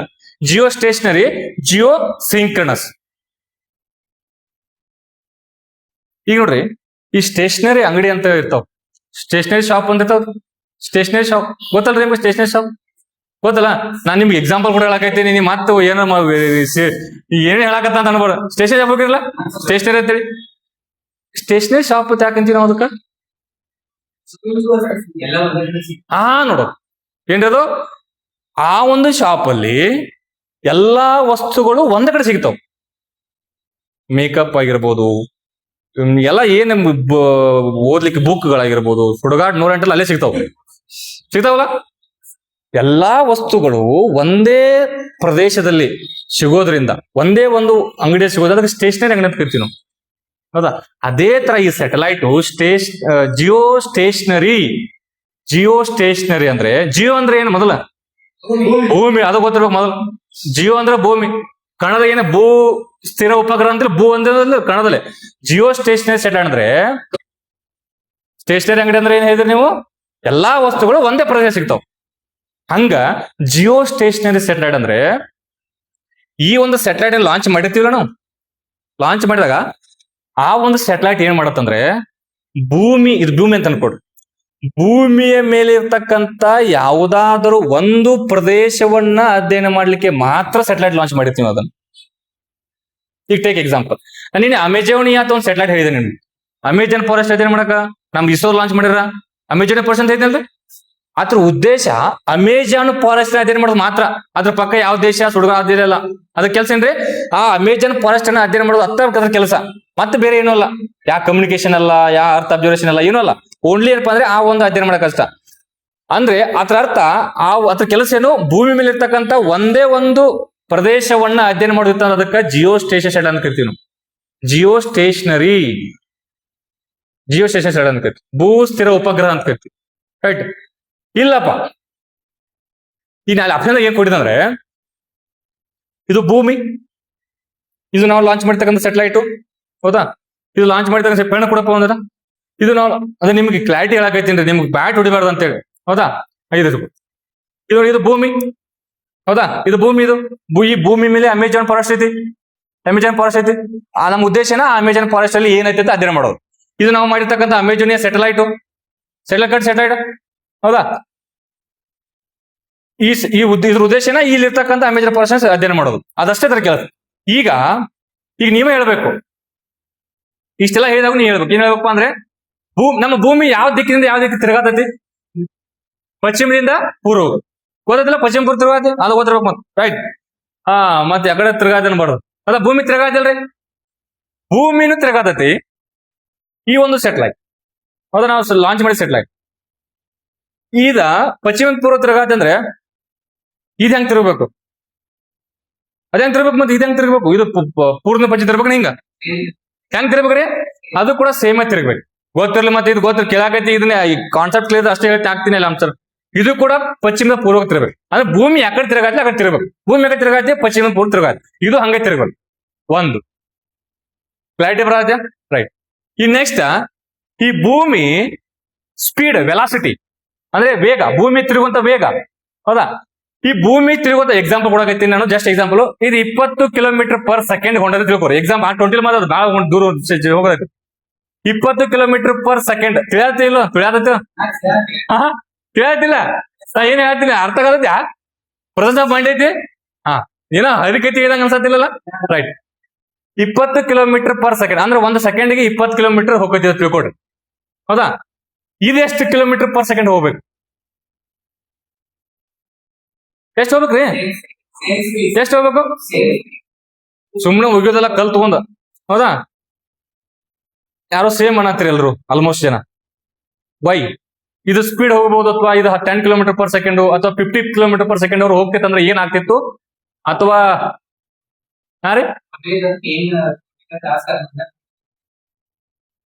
ಯಾಕ ಎಲ್ಲ ಸೇಮ್ ಅಂದ್ರಲ್ಲ ಯಾಕೆ why what is the reason? Same is the right answer. Same is the right answer. But why? Hmm simple. ಏನ್ ಗೊತ್ತಾ ಹೇಳಕತ್ತಾರ, ಬಟ್ ಹೇಳಕ್ ಬರ್ತಿಲ್ಲ. ಏನ್ ನೋಡಿಲಿ, ಇಲ್ಲಿ ಭೂಮಿ ಐತೆ ಹೌದಾ, ಇದು ಏನಾದ್ರೂ ಇದು 20 ಕಿಲೋಮೀಟರ್ ಪರ್ ಸೆಕೆಂಡ್ ಹೋಗುವಾಗ ಇದು 50 ಕಿಲೋಮೀಟರ್ ಪರ್ ಸೆಕೆಂಡ್ ಹೋಗ್ತದ್ರ ಭೂಮಿಲಿ ಇದ್ದಾಗ ಇಲ್ಲಿ ಹೋಗ್ತದೆ ಅದು. ಬಟ್ ಅಮೆಜಾನ್ ಫಾರೆಸ್ಟ್ ಇಲ್ಲಿ ಐತಿ. ಅರ್ಥ ಆಗತೈತಾ? ಅಂದ್ರೆ ಯಾವಾಗಲೂ ಜಿಯೋ ಸ್ಟೇಷನರಿ ಸ್ಯಾಟಲೈಟ್ಗಳು ಭೂಮಿ ಎಷ್ಟು ಸ್ಪೀಡ್ ತಿರುಗ್ತಾವಲ್ಲ ಅಷ್ಟೇ ಸ್ಪೀಡ್ ತಿರುಗಬೇಕು, ಹೆಚ್ಚು ತಿರುಗಬಾರ್ದು, ಕಡಿಮೆ ತಿರುಗಬಾರ್ದು. ಅಂದಾಗ ಆ ಸ್ಯಾಟಲೈಟ್ಗಳಿಗೆ ಆ ಒಂದು ಪ್ರದೇಶವನ್ನ ಕಾನ್ಸ್ಟಂಟ್ ಆಗಿ ಅಕ್ಯುರಸಿ ಆಗಿ ಅಧ್ಯಯನ ಮಾಡಕ್ ಈಜಿ ಆಗ್ತೈತಿ. ಅರ್ಥ ಆಗೈತ್ರಿ? ಇದನ್ನ ಆಪ್ಷನ್ ಅಲ್ಲಿ ಕೊಟ್ಟಿದ್ದಲ್ಲಿ ಸ್ಪೀಡ್ ತಿರುಗ್ತಾವು, ಸ್ಲೋ ಹೋಗ್ತೈತಿ, ಎರಡು ಸೇಮ್ ಇರೋದಂತೇಳಿ. ಅರ್ಥ ಆಗೈತ್ರಿ? ಓಕೆ. ಇನ್ನು ಜಿಯೋ ಸಿಂಕ್ರನಸ್. ಸಿಂಕ್ರನಸ್ ಅಂದ್ರೆ ಏನು? ಹಂಗ ಅದ್ಬಿಡ ಸೆಟ್ಲೈಟ್ ಬಿಟ್ಬಿಡ್ರಿ. ಸಿಂಕ್ರನಸ್ ಅನ್ನೋ ಇಂಗ್ಲಿಷ್ ವರ್ಡ್ ಮೀನಿಂಗ್ ಏನು? ಸ್ಟೇಷನರಿ ಅಂದ್ರೆ ಒಂದ ಕಡೆ ನಿಂತ್ಕೊಳ್ಳೋ stationary object. This chair is the stationary object ಅಂತ ನೀವು ಅಂದ್ರೆ ಒಂದ ಕಡೆ ಇರ್ತದೆ ಅದು. ಹೌದಾ? ಸಿಂಕ್ರನಸ್ ಅಂದ್ರ this the particles which are present in the atmosphere is not stationary, these are synchronous in nature. ಹಂಗಂದ್ರೆ ಏನ್? ಸಿಂಕ್ರನಸ್ ಅಂದ್ರೆ ಏನು ಅಂದ್ರೆ ಸ್ಟೇಷನರಿ ಅಪೋಸಿಟ್ ಸಿಂಕ್ರನಸ್ ಅಂದ್ರೆ ಒಂದ ಕಡೆ ಸ್ಟೇಷನ್ ನಿಲ್ಲಂಗಿಲ್ಲ, ಅವು ಏನೋ ಮೂವ್ಮೆಂಟ್ ಆಗ್ತಿರ್ತಾವ ಆ ಕಡೆ ಈ ಕಡೆ ಆ ಕಡೆ ಜಿಗ್ ಮೂವ್ಮೆಂಟ್ ಅಲ್ಲಿ ಮೂವ್ಮೆಂಟ್ ಆಗ್ತಿರ್ತಾವಲ್ಲ. ಸೊ ಅಂದ್ರೆ ಜಿಯೋ ಸಿಂಕ್ರನಸ್ ಸ್ಯಾಟಲೈಟ್ ಅಂದ್ರೆ ಇದ್ರ ಉದ್ದೇಶ ಒಂದೇ ಪ್ರದೇಶವನ್ನು ಅಧ್ಯಯನ ಮಾಡೋದಲ್ಲ, ಇಡೀ ಎಂಟೈರ್ ಭೂಮಿಯಲ್ಲಿ ಇರ್ತಕ್ಕಂತ ಭೂಮಿಯನ್ನೇ ಅಧ್ಯಯನ ಮಾಡೋ ಉದ್ದೇಶ ಇದೆ. ಈಗ EOS ಸ್ಯಾಟಲೈಟ್ ಅಂದ್ರೆ ಅರ್ತ್ ಅಬ್ಸರ್ವೇಷನ್ ಸ್ಯಾಟಲೈಟ್ ಅಂತ ಬರ್ತಾವ. 01, 02, 03 ಮನೆ ಈ 09 ಸ್ಯಾಟಲೈಟ್ ಮಾಡ್ಯಾರ. ಅದ್ರ ಉದ್ದೇಶ ಭೂಮಿಯ ಮೇಲೆ ಆಗುವಂತ ಚಟುವಟಿಕೆಗಳನ್ನ ಅಧ್ಯಯನ ಮಾಡೋದು, ಎಲ್ಲ ಟೋಟಲ್ ಭೂಮಿನೇ. ಅದಕ್ಕೆ ಜಿಯೋ ಸಿಂಕ್ರನಸ್ ಸ್ಯಾಟಲೈಟ್ ಅಂದ್ರೆ ಈ ಭೂಮಿಯನ್ನು ಎಂಟೈರ್ ಹೆಂಗ್ ಬೇಕಂದ್ರೆ ರೊಟೇಷನ್ ಆಗ್ತಾವ, ಒಂದೇ ಹೆಂಗ್ ಬೇಕಾದ ಈ ರೊಟೇಷನ್ ಆಗ್ತಾವ. ಅವು ಜಿಯೋ ಸಿಂಕ್ರನಸ್ ಸ್ಯಾಟಲೈಟ್ಸ್ ಅಂತ ಕರಿತಾವ. ಬೆಸ್ಟ್ ಎಕ್ಸಾಂಪಲ್ ಅಂದ್ರೆ earth observation satellite EOS. Earth observation satellite ಅಂತ ಬರ್ತಾವಲ್ಲ ಅಂದ್ರೆ ಭೂ ವೀಕ್ಷಣಾ ಉಪಗ್ರಹ ಅಂತ ಕರಿತಾರ. ಭೂ ವೀಕ್ಷಣಾ ಉಪಗ್ರಹ ಭೂಮಿಯನ್ನ ವೀಕ್ಷಣೆ ಮಾಡ್ತಾವ. ಅರ್ಧ ಅವಕ್ಕೇನ ಜಿಯೋ ಸಿಂಕ್ರನಸ್ ಸ್ಯಾಟಲೈಟ್ ಅಂತ ಕರಿತೀವಿ. ಲೈಟ್ ಐತಿ ಬಟ್ ಏನಾದ್ರು ಒಂದು ಗೊತ್ತಲ್ಲ, ಸ್ಟೇಷನರಿ ಅಂದ್ರೆ ಏನು, ಸಿಂಕ್ರನಸ್ ಅಂದ್ರೆ ಏನು, ಅವ್ ಹೆಂಗ್ ತಿರುಗ್ತಾವ, ಮತ್ತೆ ಇದಕ್ಕೆ ಸ್ಪೀಡಿಗೆ ಯಾವ್ದೋ ಸೇಮ್ ಇರಂಗಿಲ್ಲ, ಹೆಚ್ಚು ಕಡಿಮೆ ಇರ್ತಾವ. ಹೆಂಗ್ ಬೇಕಾದ್ರೆ ರೊಟೇಷನ್ ಆಗ್ತಿರ್ತಾವ, ಹೆಂಗ್ ಭೂಮಿಯನ್ನು ಹೆಂಗ್ ಬೇಕಾದ್ರೆ ರೊಟೇಷನ್ ಆಗಿ ಇನ್ಫಾರ್ಮೇಶನ್ ಕಲೆ ಆಗ್ತಾವ ಅಲ್ಲದು ಹೆಂಗ್ ಬೇಕಾದ್ರೆ. ಮತ್ತೆ ಈ ಇದಕ್ಕೆ ಯಾವ್ದೇ ದಿಕ್ ಇರಂಗಿಲ್ಲ, ಹೌದಾ, ಎಂಟರ್ ಭೂಮಿನೇ ರೊಟೇಷನ್ ಮಾಡ್ತಿರ್ತಾವ, ಎಂಟರ್ ಭೂಮಿನೇ ರೊಟೇಷನ್ ಆಗ್ತಿರ್ತಾವ ಜಿಯೋ ಸಿಂಕ್ರನಸ್ ಸ್ಯಾಟಲೈಟ್ ಅಲ್ಲದಲ್ರಿ. ಸೊ ಆತರ ಈ ಅಮೆಜಾನ್ ಆಯ್ತು, ಇದನ್ನ ಎಕ್ಸಾಮ್ಗ ನೀವತ್ತು KE ಕ್ವಶನ್ ಬರ್ತಾಗತ್ ನೋಡ್ರಿ. ಲಾಸ್ಟ್ ಮಂಡ್ SDFD ಮಂಡ್ ರೀಸೆಂಟ್ ಆಗಿ ನಡೆದು ನೋಡ್ರಿ, ಹೌದಾ. ಈ ಮಂಡಳಿ ಒಳಗಡೆ ಯಾವುದು ಈ ಕೃಷಿ ಮಾರುಕಟ್ಟೆ ಅಂತಾರ ನಿಗಮಗಳು ನಡೆದು ಗೊತ್ತಾ. ಸೊ ಆ ನಿಗಮಗಳಲ್ಲಿ ಕ್ವಶನ್ ಐತಿ ಅದ್ರ ಮೇಲೆ, ರೈಟ್. ಸೊ ಅದಕ್ಕೋಸ್ಕರ ನಿಮ್ಗೆ ಇದ್ರ ಇನ್ಫಾರ್ಮೇಶನ್ ಸ್ವಲ್ಪ ಗೊತ್ತಿಲ್ಲತ್ತೆ, ಇದು ನೆನಪಾಯ್ತಿಲ್ಲ, ಸೊ ಅದಕ್ಕೆ ಹೇಳಿ, ರೈಟ್. ಅದಾದ್ಮೇಲೆ ಈಗ ಹೊಸ ಕರೆಂಟ್ ಅಫೇರ್ಸ್ ಮತ್ತೆ ಅದನ್ನ ಡಿಸ್ಕಸ್ ಮಾಡೋದು ಬೇಡ. ಒಂದೇ ಮಾತರಂ ಅನ್ನೋದು ನ್ಯೂಸ್ ಅಲ್ಲಿ ಐತಿ, ಒಂದೇ ಮಾತರಂ ಗೀತೆ ನ್ಯೂಸ್ ಐತಲ್ರಿ. ಅಂದ್ರೆ ಈಗ ಸಂಸತ್ತಲ್ಲಿ ಅಧಿವೇಶನ ಆಗತ್ತಲ್ಲ, ಅಧಿವೇಶನ ನಡೆಯುತ್ತೆ ಸಂಸತ್ತಲ್ಲಿ, ಹೌದಾ. ಅಧಿವೇಶನ ನಡೆಯಲ್ಲ ಒಂದು ವರ್ಷಕ್ಕ ನಮ್ಮ ಸಂವಿಧಾನದ ಪ್ರಕಾರ, I am telling you, according to constitution ನಮ್ಮ ಒಂದು ವರ್ಷದಲ್ಲಿ ಎಷ್ಟು ಅಧಿವೇಶನಗಳಾಗಬೇಕು?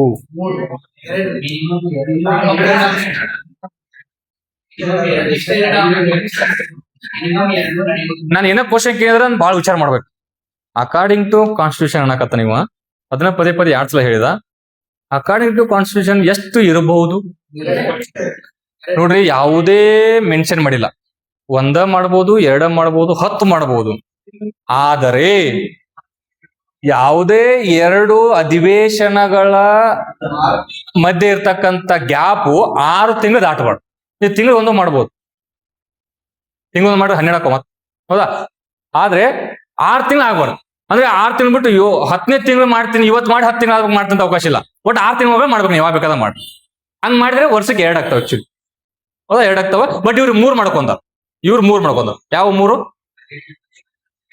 ಹೌದಾ, BMW ಕಾರ್ ಗೊತ್ತಾ, BMW, ಹೌದಾ, BMW ಕಾರ್ ಗೊತ್ತಾ, ಅವ್ನು ನೆನಪಿಟ್ಕೋ, ಹೌದಾ.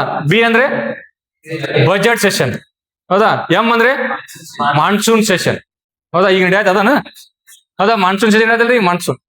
BMW ಅಂದ್ರೆ ವಿಂಟರ್, ಚಳಿಗಾಲದ ಅಧಿವೇಶನ. BMW 3 ನಡೀತಾವ. ಅದಕ್ಕೆ ಇನ್ಫಾರ್ಮೇಶನ್ ನಿಮ್ಗೆ ಗೊತ್ತ, ರೈಟ್. ಆಕ್ಚುಲಿ ಮತ್ತೆ ಆ ಕಡೆ ಹೋದ್ರೆ ಬಾಳ ಇದಾಗ್ತತಿ. ಮತ್ತ ಅಲ್ಲಿ ಇದು ಉಳಿತೈತಿ. ಏನು ಒಂದೇ ಮಾತ್ರ ಮಾತಾಡಿದೆ, ಒಂದೇ ಮಾತ್ರ ಹೌದಾ, ಒಂದೇ ಮಾತ್ರ ಬಗ್ಗೆ ಡಿಸ್ಕಷನ್ ಮಾಡಿದ್ವಿ. ಅದನ್ನ ಏನ್ ಮಾಡ್ತಾರಪ್ಪ ಅಂದ್ರೆ ಅದಕ್ಕೆ ಒಂದು ತಿದ್ದುಪಡಿ ಮಾಡಿ ಒಂದೇ ಮಾತ್ರ ಸಂಬಂಧಪಟ್ಟಂಗ ಅದು ಒಂದು ಏನಪ್ಪಾ ಅಂದ್ರೆ ಒಂದು ಕಾಯ್ದೆನ ಮಂಡನೆ ಮಾಡಿದಾರೆ. 2026 ಅಧಿವೇಶನದಲ್ಲಿ ಕಾಯ್ದೆನ ಮಂಡನೆಯನ್ನ ಮಾಡಿದ್ರೆ ನಿಮ್ಗೆ ಗೊತ್ತಿರ್ಬೇಕು. ರೈಟ್. ಈಗ ಅದಕ್ಕಿಂತ ಹಿಸ್ಟ್ರಿಯಿಂದ ಬರೋಣ, ಆಮೇಲೆ ಅದು ಕಾಯ್ದೆ ಅಂತ ನಿಮ್ಗೆ ಅರ್ಥ ಆಗ್ತದೆ. ಹೌದಾ. ಈ ಒಂದೇ ಮಾತರಂ ಅನ್ನೋ ಒಂದೇ ಮಾತರಂ ಗೀತೆಯನ್ನ ರಚಿಸಿದವ್ರು ಯಾರು? ಇವೆಲ್ಲ ಬೇಸಿಕ್ ಕ್ವಶನ್ಸ್. ಮತ್ತೆ ಇವು ನಿನಗೆ ಗೊತ್ತಿಲ್ಲ ಅಂದ್ರೆ ನೀ ಗಂಟು ಮುಡಿ ಮನೆಗೆ ಹೋಗ್ಬೇಕು ಮತ್ತೆ. ಅದಾ ಇವೆಲ್ಲ ಬೇಸಿಕ್ ಕ್ವಶನ್ಸ್ಗಳು. ಒಂದೇ ಮಾತರಂ ಬರ್ದಾರ ಯಾರು? ಬಂಕಿಮ್ ಚಂದ್ರ ಚಟರ್ಜಿ. ಅಪ್ಪಿ ನಮ್ದು ನ್ಯಾಷನಲ್ ಆಂಥಮ್ ಯಾವುದು? ಕೆಳಕು ನ್ಯಾಷನಲ್ ಆಂಥಮ್ ಯಾವುದು? ಜನಗಣಮನಲ್ಲ. ಹೌದಾ. ಆಕ್ಚುಲಿ ನಾನು ಹಂಗೆ ಕೇಳಬಾರದು. ನ್ಯಾಷನಲ್ ಸಾಂಗ್ ಯಾವ್ದು ನಮ್ದು? ಆದ್ರೆ ನಾನು ಸಡನ್ ಆಗಿ ಯಾರ ನ್ಯಾಷನಲ್ ಸಾಂಗ್ ಅಂತ ಕೇಳಿದ್ರೆ ಜನಗಣಮನ ಅಂದ್ಬಿಡ್ತೀರಿ ನೀವು. ಹೌದಾ. ಬಾಳ ಜನ ಅಂದಾರಾಗಿ ನಾನು ನ್ಯಾಷನಲ್ ಸಾಂಗ್ ಯಾವ್ದು ಕೇಳ್ಬಿಟ್ಟಿದ್ರೆ ನಾ ಉಲ್ಟಾ ಕೇಳಿದೆ, ಅಲ್ಲಿ ಮಿಸ್ಟೇಕ್. ಅದು ನ್ಯಾಷನಲ್ ಸಾಂಗ್ ಯಾವ್ದಪ್ಪ ಅಂದ್ರೆ ಜನಗಣಮನ ಅಲ್ಲ, ಒಂದೇ ಮಾತರಂ. ನ್ಯಾಷನಲ್ ಆಂಥಮ್ ಯಾವ್ದಪ್ಪ ಅಂದ್ರೆ ಜನಗಣಮನ. ಈಗ ನಾವು ನ್ಯಾಷನಲ್ ಸಾಂಗ್ ಬಗ್ಗೆ ಡಿಸ್ಕಸ್ ಮಾಡ್ತೀವಿ. ಈ ನ್ಯಾಷನಲ್ ಸಾಂಗು ಮತ್ತು ನ್ಯಾಷನಲ್ ಆಂಥಮ್ ಅಳವಡಿಸ್ಕೊಂಡಿರ್ತಕ್ಕಂಥ ದಿನ ಯಾವುದು? ಅಳವಡಿಸ್ಕೊಂಡಿದ್ದ ದಿನ ಯಾವ್ದು? ನಾವು ಅಳವಡಿಸ್ಕೊಂತಿಲ್ಲ. ಈಗ ನೀನ್ ಅಂದ್ರೆ ಜುಲೈ 22, 1947 ಧ್ವಜ ಅಂತ ಹೇಳಿದ್ವಲ್ಲ, ಆತರ ಇವ್ ಅಳವಡಿಸ್ಕೊಂಡಿದ್ದು ಯಾವಾಗ? ಮುಂದೆ ಇಶ್ಯೂ ಹೇಳ್ಬೇಕು. 1950 ಜನವರಿ 22 ಒಂದೇ ದಿನ ಆಚರಣೆ ಅಳವಡಿಸ್ತೀವಿ. 2 ಒಂದೇ ದಿನ ಅಳವಡಿಸ್ಕೊತೀವಿ, ಅದು ಗೊತ್ತಿಲ್ಲ. ಈ ನೆಕ್ಸ್ಟ್ ಈ ಏನು ಒಂದೇ ಅದ್ರ ಬಗ್ಗೆ ಅಷ್ಟು ಮಾಡೋಣ. ಒಂದೇ ಮಾತರಂ ಅನ್ನೋ ಗೀತೆ ಐತಿಲ್ಲ, ಇದನ್ನ ಯಾವ ಒಂದು ಕೃತಿಯಿಂದ ಆಯ್ಕೆ ಮಾಡ್ಕೊಂಡಿವಿ? ಆನಂದ ಮಠ. ಈ ಆನಂದ ಮಠ ಕೃತಿಯನ್ನ ಬದರ್ತಕ್ಕಂಥ ಯಾವ ವರ್ಷ ಬರೀತಾರೆ ಇದನ್ನ? 1800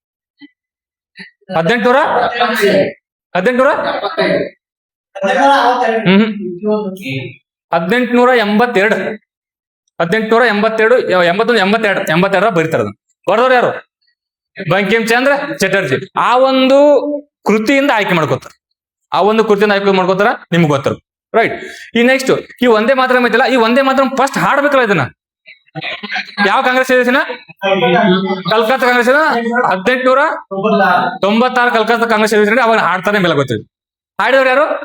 ರವೀಂದ್ರನಾಥ್ ಟ್ಯಾಗೋರ್. ಆ ಕಲ್ಕತ್ತಾ ಕಾಂಗ್ರೆಸ್ ಅಧಿವೇಶನ ಅಧ್ಯಕ್ಷ ಯಾರಾಗಿರ್ತಾರ?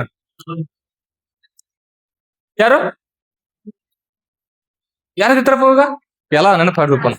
ದಾದಾಬಾಯಿ ನವರೋಜ್ ಅವರು ಅಧ್ಯಕ್ಷ ಆಗಿರ್ತಾರೆ. ರೈಟ್. 1896 ಕಲ್ಕತ್ತಾ ಕಾಂಗ್ರೆಸ್ ದಾದಾಬಾಯಿ ನವರೋಜ್ ಅವರು ಹಾಡ್ತಾರೆ. ಅವ್ರು ಅಧ್ಯಕ್ಷ ಆಗಿರ್ತಾರೆ. ಹಾಡಿರ್ತಕ್ಕಂಥವ್ರಪ್ಪ ಅಂದ್ರೆ ರವೀಂದ್ರನಾಥ್ ಟ್ಯಾಗೋರ್. ಈ ನೆಕ್ಸ್ಟ್ ಏನ್ ಗೊತ್ತಾ? ಈ ಒಂದೇ ಭಾರತ್ ಯಾವುದು? ಒಂದೇ ಭಾರತ್ ಏನದು? ರೈಲು. ಅದನ್ನ ಆಮೇಲೆ ಮಾಡು. ಒಂದೇ ಮಾತರಂ ಹಾಡೋದು. ಹೌದಾ. ಅದನ್ನ ಇಲ್ಲಿವರೆಗೂ ಎಷ್ಟು ಟೋಟಲ್ ಎಷ್ಟು ಚರಣ ಅದಾವ ಅದ್ರಲ್ಲಿ? ನಂಗೆ ಹಾಡು ಬಂದ್ರಲ್ಲ ನಿಮ್ಗೆ ಗೊತ್ತದ. ಎಷ್ಟಾದ್ರೆ 6 ಚರಣಗಳದಾವ ಅದ್ರಲ್ಲಿ. ಹೌದಾ.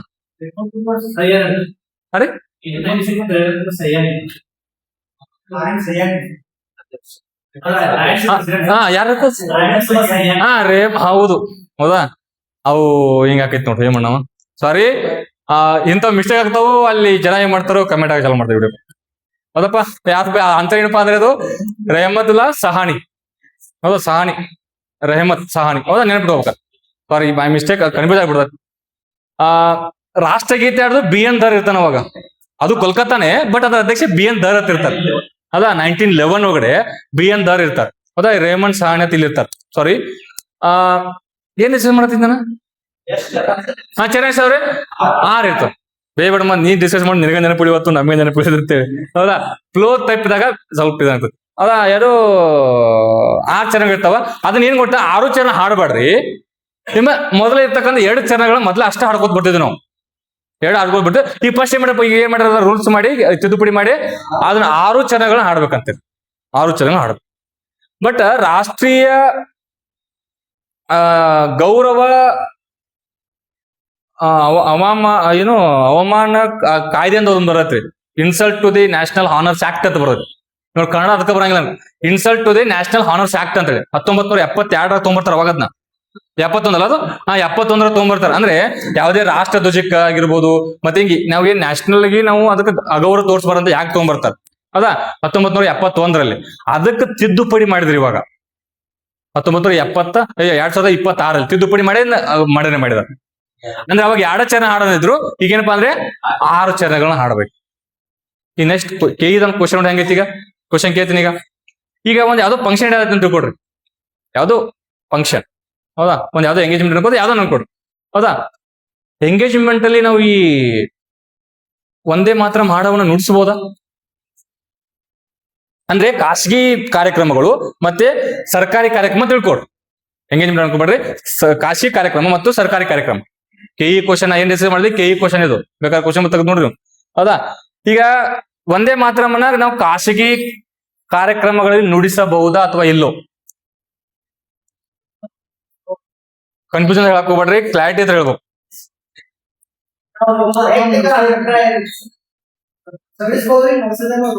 ನೋಡ್ರಿ ಇವತ್ತಿನ ಯಾಕೆ ಕ್ಲಾರಿಟಿ ಇರ್ಬೇಕು, ಚೇಂಜ್ ಮಾಡ್ಬೇಕು ಮೈಂಡ್ ಸೆಟ್. ನೋಡ್ರಿ ಒಂದೇ ಮಾತ್ರಮ್ ಮತ್ತೆ ರಾಷ್ಟ್ರಗೀತೆಯನ್ನ ಅದ ಎರಡು ಒಂದೇ ಮಾತ್ರಮ್ ಗೀತೆಯನ್ನ ನಾವು ಯಾವುದೇ ಖಾಸಗಿ ಕಾರ್ಯಕ್ರಮಗಳನ್ನು ನುಡಿಸಬಹುದು ಮತ್ತೆ ಯಾವುದೇ ಸರ್ಕಾರಿ ಅಂತ ನುಡಿಸ್ತಾರೆ. ಅದಾದ್ರೆ ನೀವು ತಲೆಯಾಗ ನೋಡ್ರಿ, ಇಲ್ಲ ನಾವು ಖಾಸಗಿಯಾಗಿ ಇಲ್ಲ ಅಂತ ಮಾಡೋದಿಲ್ಲ ಆಪ್ಷನ್ ನೋಡಿ ಹೌದಾ. ಖಾಸಗಿ ಕೂಡ ನುಡಿಸಬಹುದು, ಬಟ್ ಆ ಒಂದು ಸಂಪ್ರದಾಯ ಇಲ್ಲ ಆಕ್ಚುಲಿ ಹೌದಾ. ಬಟ್ ನುಡಿಸಬಹುದು, ನುಡ್ಸಂಗಿಲ್ಲ ಅಂತ ಎಲ್ಲೂ ಮೆನ್ಷನ್ ಇಲ್ಲ, ಬಿಡಬಹುದು ಹೌದಾ. ಇನ್ ನೆಕ್ಸ್ಟ್ ಎರಡನೇದು, ಈಗ ಒಂದು ಯಾವ್ದೋ ಸರ್ಕಾರಿ ಕಾರ್ಯಕ್ರಮ ಆಗದಂತ ತಿಳ್ಕೊಡು. ಸರ್ಕಾರಿ ಕಾರ್ಯಕ್ರಮ ಏನಪ್ಪಾ ಅಂದ್ರೆ ಈ ಸಿಎಂ ಓತ್ ತಗೊಳ್ಳುವಂತ ಕಾರ್ಯಕ್ರಮ ಅಂತ ಓತ್ ಅಂದ್ರೆ ಪ್ರಮಾಣ ವಚನ, ಸರ್ಕಾರಿ ಕಾರ್ಯಕ್ರಮ ಅದೊಂದು ಹೌದಾ. ಈಗ ಅಲ್ಲಿ ಬೋತ್ ನ್ಯಾಷನಲ್ ಸಾಂಗು ಮತ್ತು ನ್ಯಾಷನಲ್ ಆಂಥಮ್ ಎರಡನ್ನೂ ನುಡಿಸ್ತಾರೆ. ಹಾಗಾದ್ರೆ ಇದರಲ್ಲಿ ಮೊದಲು ಯಾವ್ದು ನುಡಿಸ್ಬೇಕು ಅಥವಾ ಸೆಕೆಂಡ್ ಯಾವ್ದು ನುಡಿಸ್ಬೇಕು? ಇನ್ನು ಬಡಿ ಹೇಳ್ರಿ. ಹಾ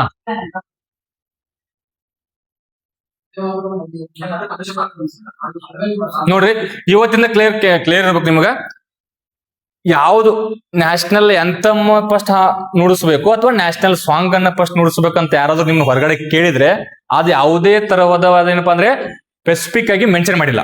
ನೀವು ರಾಷ್ಟ್ರಗೀತೆ ಕೇಳಿ ಇಲ್ಲ ರಾಷ್ಟ್ರ ಗೀತೆನ ಆಡಿಸಬಹುದು ಅಥವಾ ರಾಷ್ಟ್ರ ಏನು ನ್ಯಾಷನಲ್ ಆಂಥಮ್ ಆಡಿಸಬಹುದು, ನ್ಯಾಷನಲ್ ಸಾಂಗ್ ಆಡಿಸಬಹುದು, ಯಾವುದೇ ತರ ಮೆನ್ಷನ್ ಇಲ್ಲ.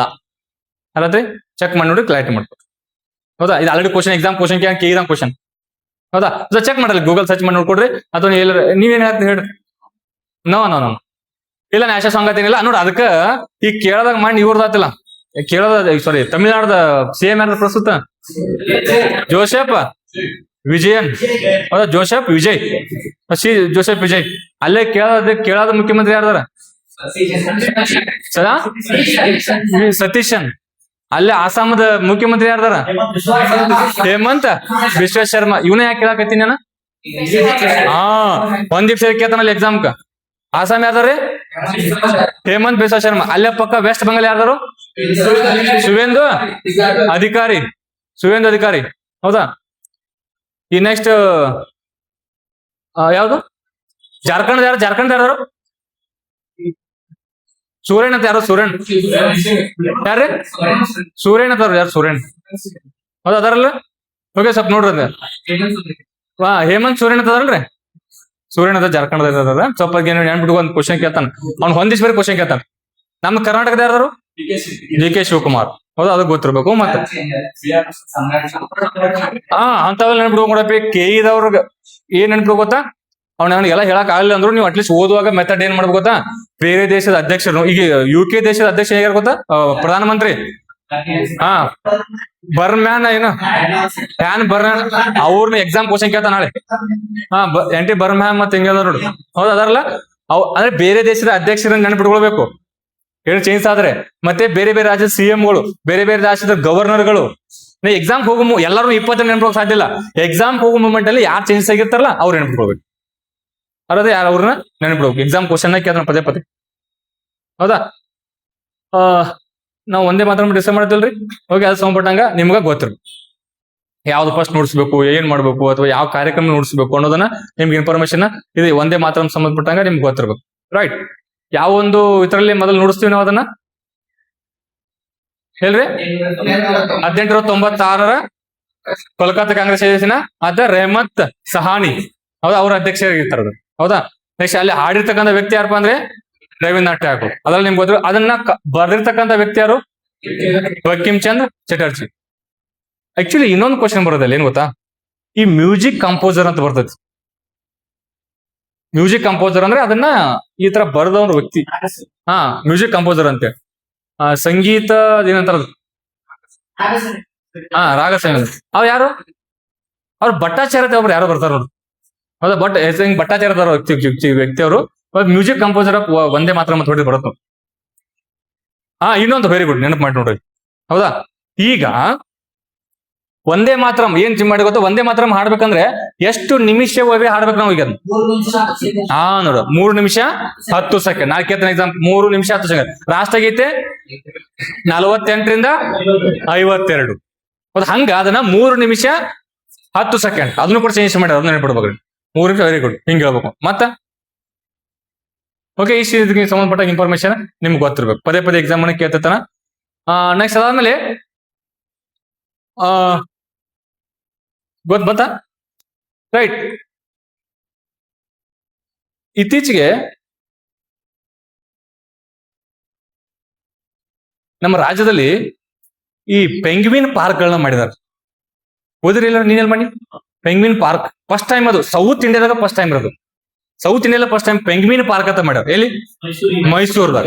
ಹೌದಾ, ನೆನಪಿಡ್ಬೇಕು, ಮೈಸೂರ ಪೆಂಗ್ವಿನ್ ಪಾರ್ಕ್. ಹೌದಾ, ಈ ನೆಕ್ಸ್ಟ್ ನಾನು ಇನ್ನೊಂದು ಹೇಳಿದ್ದೆ, ಯಾವ್ದೋ ರಾಜ್ಯದಲ್ಲಿ ಫಸ್ಟ್ ಟೈಮ್ AI ಕುಣ್ಸಾಕತ್ತಾರ ಅಂತೇಳಿ ಸೆಂಚುರಿಯಲ್ಲಿ. ಎಲ್ಲಿ? ಮಹಾರಾಷ್ಟ್ರ. ಫಸ್ಟ್ ಇಂಡಿಯಾದಾಗ ಫಸ್ಟ್ ಟೈಮ್ ಅದು ಫ್ಲೆಮಿಂಗೋ ಅಭಯಾರಣ್ಯ. ಹೌದಾ, ಫ್ಲೆಮಿಂಗೋ ಅಭಯಾರಣ್ಯದಲ್ಲಿ ಮುಂಬೈ, ಮಹಾರಾಷ್ಟ್ರದ ಮುಂಬೈ. ಹೌದಾ, ಅಲ್ಲಿ ಏನಪ್ಪಾ ಅಂದ್ರೆ ಅಲ್ಲಿ ಮಾಡಕತ್ತಾರ ಅಂತ ಹೇಳಿದ್ರೆ ನಿನಗ AI ಬಳಸತ್ತಾರಂತ. ಹೌದಾ, ಇನ್ನೊಂದು ಅಂತಾರಾಷ್ಟ್ರೀಯ ಮಟ್ಟದಲ್ಲಿ AI ಬಾಳ ಯೂಸ್ ಮಾಡಕತ್ತಿಲ್ಲ ಒಂದು ಸಂಸ್ಥೆನ ಈಗ WTO, WHO, ಹೌದಾ, ಮತ್ತೇನಪ್ಪ ಅಂದ್ರೆ ಇಂಟರ್ಪೋಲೋ, ಯುನೆಸ್ಕೋ ಇವೆಲ್ಲ ಬರ್ತಾವಲ್ಲ. ಆತರ AI ಕ್ಷೇತ್ರದಲ್ಲಿ ಅಧ್ಯಯನ ಮಾಡ್ಲಿಕ್ಕೆ ಯಾವುದೋ ಅಂತಾರಾಷ್ಟ್ರೀಯ ಮಟ್ಟದ ಸಂಸ್ಥೆಗಳು ಇದ್ದಿದ್ದಿಲ್ಲ. ಇವ್ರು ಹೆಲ್ತ್ ಅಂತ ಬಂದಾಗ WHO ಐತಿ, ವ್ಯಾಪಾರ ಅಂತ ಬಂದಾಗ WTO ಐತಿ. ಹೌದಾ, ಈಗ ಹಣದ ವ್ಯವಹಾರ ಅಂತ ಬಂದಾಗ IMF ಐತಿಲ್ಲ, ವರ್ಲ್ಡ್ ಬ್ಯಾಂಕ್ ಅಂತ ಐತಿ. ಹಂಗ ಈ AI ಆರ್ಟಿಫಿಷಿಯಲ್ ಇಂಟೆಲಿಜೆನ್ಸ್ ಸಂಬಂಧಪಟ್ಟಂಗೆ ಯಾವುದೋ ಅಂತಾರಾಷ್ಟ್ರೀಯ ಸಂಸ್ಥೆಗಳು ಇದ್ದಿರಲಿಲ್ಲ. ಹೌದಾ, ಇತ್ತೀಚೆಗೆ ಒಂದು ಸಂಸ್ಥೆನ ಸ್ಥಾಪನೆ ಮಾಡೋದು. ಹೆಸರೇನು? ವರ್ಲ್ಡ್ AI ಕಾರ್ಪೊರೇಷನ್ ಆರ್ಗನೈಸೇಷನ್ ಅಂತ. ಏನ್ರಿ? ನಾಲ್ಕು ಎಕ್ಸಾಮ್ ಇತ್ತೀಚೆಗೆ ಸ್ಥಾಪನೆ ಮಾಡಿರ್ತಕ್ಕಂಥ ಆರ್ಗನೈಸೇಷನ್ ಅಂತ world AI corporation organisation.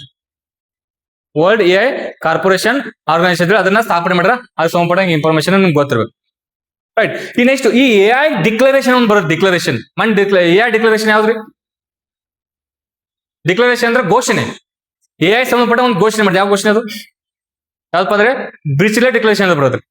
ಬ್ರಿಚ್ಲೆ declaration. ನಾಲ್ಕು ಎಕ್ಸಾಮ್ ಈ ಇತ್ತೀಚೆಗೆ ಸುದ್ದಿಯಲ್ಲಿ ಇರ್ತಕ್ಕಂಥ ಬ್ರಿಚ್ಲೆ ಡಿಕ್ಲರೇಷನ್ ಈಗ ಯಾವ್ದು ಸಂಬಂಧಪಟ್ಟ ಅಂತ ಹೇಳಿದ್ರೆ AI ಸಂಬಂಧಪಟ್ಟ ಬ್ರಿಚ್ಲೆ ಡಿಕ್ಲರೇಷನ್. ಹೌದಾ, AI ಸಮಿಟ್ ಗಳಾಗ್ತಾವ. ಸಮಿಟ್ ಆಗ್ತಾವ, ಸಮಿಟ್ ಸಭೆ. ಹೌದಾ, ಫಸ್ಟ್ ಸಭೆ ಯಾವಪ್ಪ ಅಂದ್ರೆ UK ದಾಗ ಆಗ್ತತಿ. UK ಫಸ್ಟ್ ಸಭೆ ಆಗಿದ್ದು UK. ಹೌದಾ, ಎರಡನೇದು ಸೌತ್ ಕೊರಿಯಾ. ಹೌದಾ, ಈಗ ಅದಾದ್ಮೇಲೆ ಎಲ್ಲಿ? ಅದಾದ್ಮೇಲೆ ಫ್ರಾನ್ಸ್ 2025 ಫ್ರಾನ್ಸ್ ನಡೆದೈತಿ. ಈಗ 2026 ಇಲ್ಲಿ ನಡೆದೈತಿ ಭಾರತ. ನೋಡ್ರಿ, 1ನೇ ಸಭೆ ಅಂತ ಕೇಳಿದ್ರೆ UK ಅನ್ಬೇಕು, 2025 ಅಂತ ಕೇಳಿದ್ರೆ ಫ್ರಾನ್ಸ್ ಅನ್ಬೇಕು. ಹೌದಾ, 2026 ಅಂತ ಕೇಳಿದ್ರೆ ಅಲ್ಲಿ ನಮ್ಮ ಭಾರತ ನಡೆದ AI ಸಮಿಟ್. ಈ ನೆಕ್ಸ್ಟ್ ಈ AI ಸಿಟಿ, ಭಾರತದ ಮೊದಲ AI ಸಿಟಿ ಅಂತ ಸ್ಥಾಪನೆ ಮಾಡಿ. ಎಲ್ಲಿ ಮಾಡ್ಯಾರ? Very good. ಯಾವ್ದ್ರಿ? Lucknow is right answer. ಭಾರತದ ಮೊದಲ AI ಸಿಟಿ ಎಲ್ಲಿ? ಲಕ್ನೋ. ಲಕ್ನೋ. ನೆಕ್ಸ್ಟ್ ಹೇಳ್ರಪ್ಪಿ, ಫಸ್ಟ್ ಅಲ್ಲ ಅದು. ನೆಕ್ಸ್ಟ್ 27 ಸಭೆ Switzerland. AI summit Switzer. Very good. ಅದು 2027 ಸ್ವಿಟ್ಜರ್ಲ್ಯಾಂಡ್. ರೈಟ್. ಈ ನೆಕ್ಸ್ಟ್ ನೋಡಿ AI ಸಂಬಂಧಪಟ್ಟ ಸ್ವಲ್ಪ ಇಂಪಾರ್ಟೆಂಟ್ ಡಿಸ್ಕಸ್ ಮಾಡೋಣ. AI ಸಿಟಿ ಅಲ್ರಿ, ಭಾರತ AI ಸಿಟಿಯಲ್ಲಿ ಲಕ್ನೋ. ಹೌದಾ, 2026 AI ಸಭೆಯಲ್ಲಿ ನಡೆಯಕತ್ತೈತಿ ಭಾರತ. 2027 ಸ್ವಿಟ್ಜರ್ಲ್ಯಾಂಡ್. ಮೊದಲನೇ ನಡೆದಲ್ಲಿ UK. ಹೌದಾ, ನೆಕ್ಸ್ಟ್ 2025 ಫ್ರಾನ್ಸ್. AI ಸಂಬಂಧಪಟ್ಟ ಡಿಕ್ಲರೇಷನ್ ಯಾವ್ದಂತ ಹೇಳಿದ್ರೆ ನೀವು? Bletchley declaration. ಹೌದಾ, ನೆಕ್ಸ್ಟ್ AI ಅಳವಡಿಸಿಕೊಂಡಿರ್ತಕ್ಕಂಥ ಇತ್ತೀಚೆಗೆ ಫ್ಲೆಮಿಂಗೋ ಬರ್ಡ್ ಪೆಟ್ ಎಲ್ಲಿತ್ತದು? ಮಹಾರಾಷ್ಟ್ರ, ಮುಂಬೈ. ರೈಟ್. ಈ ನೆಕ್ಸ್ಟ್ ಅದಾದ್ಮೇಲೆ ಈ ಭಾರತ ಮೊದಲ AI ಸಿಟಿ ಯಾವುದು? ಲಕ್ನೋ. ಇತ್ತೀಚೆಗೆ ನಾವು ಏನಂದ್ರೆ ಭಾರತದ ಮೊದಲ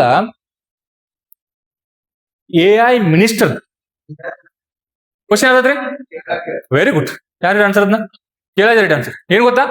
ಭಾರತ ಮಟ್ಟ ಈಗ ಮಿನಿಸ್ಟ್ರಿ ಬರ್ತಾವ, ministry of cooperation, ministry of health, ಹಿಂಗ್ ಬರ್ತಾವಲ್ಲ. ಫಸ್ಟ್ ಟೈಮ್ ಏನಪ್ಪಾ ಅಂದ್ರೆ ಭಾರತದ ಮೊದಲ ಬಾರಿಗೆ AI ಮಿನಿಸ್ಟ್ರಿನ ಸ್ಥಾಪನೆ ಮಾಡಕತ್ತಾರೆ. ಅಂದ್ರೆ ಒಂದು ಮಿನಿಸ್ಟ್ರಿ ಸ್ಥಾಪನೆ ಮಾಡೋದು, ಅದಕ್ಕೆ ಒಬ್ಬರು ಸಚಿವರು ನೇಮಕ ಮಾಡೋದು AI ಸಂಬಂಧಪಟ್ಟ. ಅದನ್ನ ಮಾಡಿರ್ತಕ್ಕಂಥ ರಾಜ್ಯ ಯಾವಪ್ಪ ಅಂದ್ರೆ ಕೇರಳ. ನಾ ಇವ್ನ ಕ್ವಶನ್ ಕೇಳ್ತೀನಿ, ವಾಪಸ್ ಬಂದ ತಕ್ಷಣ ಯಾವ್ದಪ್ಪ ಅಂದ್ರೆ ಕೇರಳ. AI ministry. ಈ ನೆಕ್ಸ್ಟ್ ಏನಿಲ್ಲಪ್ಪ, ಇದು ಯಾವ್ದು ಏನಿಲ್ಲ.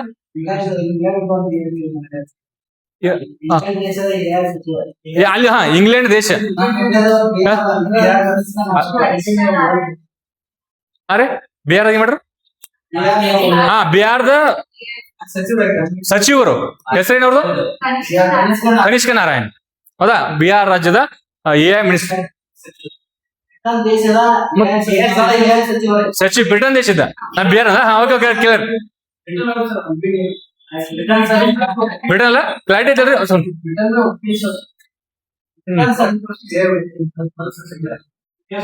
ನೋಡ್ರಿ ಸರ್, ನೋಡ್ರಿ ಬ್ರಿಟನ್ ದೇಶದ ಮೊದಲ ಜಗತ್ತಿನ ಮೊದಲ AI ಮಿನಿಸ್ಟ್ರಿ ಅಪ್ಪ ಅಂದ್ರೆ ನಾರಾಯಣ್. ಯಾರು ನೀವೆಲ್ಲ ಏನದು ಹೆಸರೇನೊಂದು? ಕನಿಷ್ಕ ನಾರಾಯಣ್. ಅಲ್ಬೇನಿಯಾ ದೇಶ ಏನದು? ಸರ್ಚ್ ಮಾಡಿ ನೋಡಿ, ಹಂಗ ಸ್ವಲ್ಪ ಸರ್ಚ್ ಮಾಡಿ ಕ್ಲಿಯರ್. ಬ್ರಿಟನ್ ಅವರು, ಬಟ್ ಅವ್ರದ್ದು ಅಲ್ಬೇನಿಯಾ ದೇಶದ ಮಿಷನ್ ಚೆಕ್ ಮಾಡಿ ನೋಡು.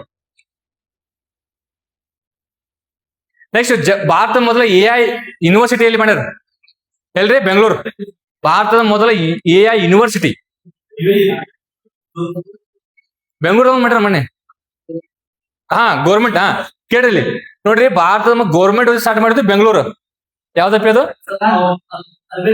ಅಲ್ಬೇನಿಯಾ ದೇಶದ. ಯಾವ ದೇಶದ ನೋಡ?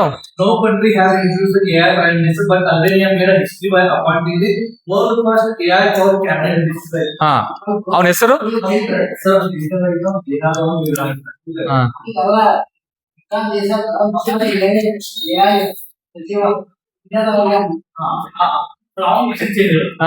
ನಿಮ್ ಕ್ವಶನ್ ಏನ? ನನ್ ಕ್ಲಾರಿಟಿ ಮಾಡಿ, ಎಲ್ಲರಿಗೂ ಗೊತ್ತಾಗ ಕೇಳಪ್ಪ. ಏನಕ್ಕೆ ಕ್ವಶನ್ ಏನ?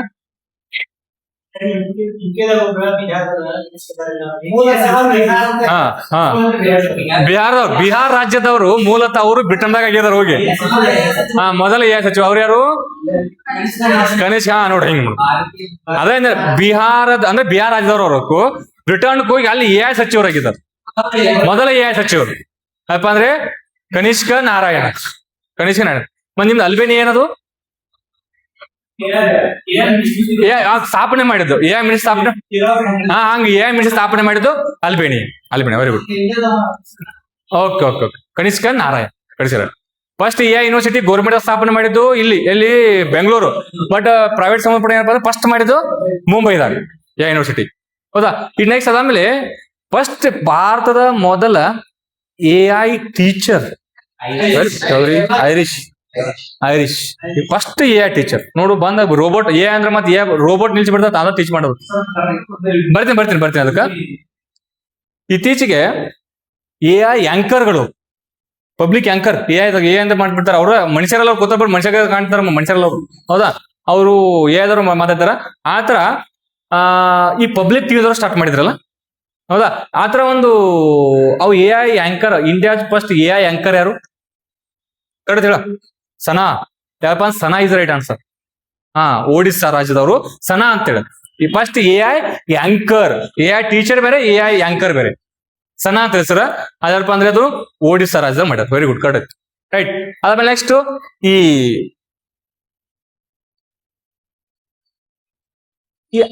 ಇದೆಲ್ಲ AI ಅನ್ನು ವರ್ಡ್ ಕೊಟ್ಟವ್ರ ಯಾರು?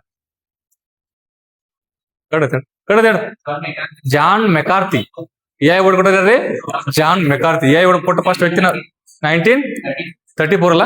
ರೈಟ್. ನೋಡೋದು ನಂಗೆ ಗೊತ್ತಿಲ್ಲ. 1934 ಫಸ್ಟ್ ಕೊಟ್ಟಿದ್ದ ವ್ಯಕ್ತಿ ಜಾನ್ ಮೆಕಾರ್ತಿ. AI ಪಿತಾಮಹ ಅಂತ ಕೂಡ ಅವ್ರನ್ನ ಕರೀತಾರೆ. ಅದಕ್ಕೆ ಫಸ್ಟ್ ವರ್ಡ್ ಕೊಟ್ಟ ವ್ಯಕ್ತಿನ ಅವ್ರೆ. ಕೃತಕ ಬುದ್ಧಿಮತ್ತೆ. ಹೌದಾ, ಅದಕ್ಕೆ ಸಂಬಂಧಪಟ್ಟ ಇನ್ಫಾರ್ಮೇಶನ್ ಗೊತ್ತಿರ್ಲಿ. ನೆಕ್ಸ್ಟ್ ಆಮೇಲೆ ಸನಾ ಇನ್ನೊಂದು ಫಸ್ಟ್ AI ಟೀಚರ್ ಯಾವ್ದು ನೀವು? ಐರಿಷ್. ಕೇಳ. ಈಗ ನೆಕ್ಸ್ಟ್ ಕ್ವಶನ್ ಕೇಳ್ತಾ ಯಾರು ಆನ್ಸರ್ ಹೇಳ್ತಾರೆ ನೋಡ್ರಿ. ನಮ್ಮ ಕರ್ನಾಟಕದಲ್ಲಿ ಫಸ್ಟ್ ಮೊಟ್ಟ ಮೊದಲ ಬಾರಿಗೆ AI ಟೀಚರ್ನ ಸ್ಟಾರ್ಟ್ ಮಾಡಿರ್ತಕ್ಕಂತ ಜಿಲ್ಲೆ ಯಾವ್ದು? ಯಾವ್ದ್ರಿ? ಉಡುಪಿ. Very good. ಅದೇನೋ ಒಂದು ಬರುತ್ತಲ್ರಿ, ಅದು ಒಂದು ಹಳ್ಳಿ. ಆಕ್ಚುಲಿ ಒಂದು ಹಳ್ಳಿ ಬರುತ್ತೆ. ಹಳ್ಳಿ ಏನದು? ಏನ್ರಿ ಅದು? ಒಂಡ್ಸೆ ಹೌದಾ, ಹಂಗೈತಿ ಅಂದ್ರೆ ನಾವು ಓದಿದ್ದ ನೆನಪು ಹರಿತೆ, ಬಟ್ ಅದನ್ನ ನೋಡ್ ತಕ್ಷಣ ಹೇಳ್ಬೋದು. ಓಣ್ಸೆ ಅಂತ ಒಂದು ಬರುತ್ತೆ, ಓಣ್ಸೆ ಅಂತ ಒಂದು ಹಳ್ಳಿ ಅದು. ಆ ಹಳ್ಳಿ ಒಳಗ first A I teacher start ಮಾಡಿ. ನೆಕ್ಸ್ಟ್ ಜಿಲ್ಲೆ ಯಾರು ಗೊತ್ತಿಲ್ಲ ನಿಮ್ಗೆ, ಆ ಜಿಲ್ಲೆ ಯಾವ್ದು?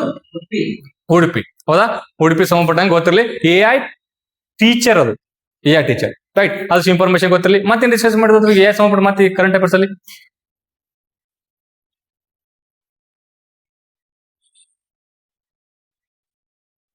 ಓಕೆ, ಇಷ್ಟು ನಿಮ್ಗೆ ಇನ್ಫಾರ್ಮೇಶನ್ ಅದ್ರ ಬಗ್ಗೆ ಗೊತ್ತಿರ್ಬೇಕು. ಯೂನಿವರ್ಸಿಟಿ ಆಯ್ತು, ಅದಾಯ್ತು. ಮತ್ತೆ ಓಕೆ, ಇನ್ಫಾರ್ಮೇಶನ್ ಟೈಮ್ ಆಯ್ತಾ? ಎರಡಾಯ್ತು ಪಾಪ, ಊಟ ಟೈಮ್. ಸೊ ನಾನು ಕಟ್ ಮಾಡ್ತೀನಿ. This is all about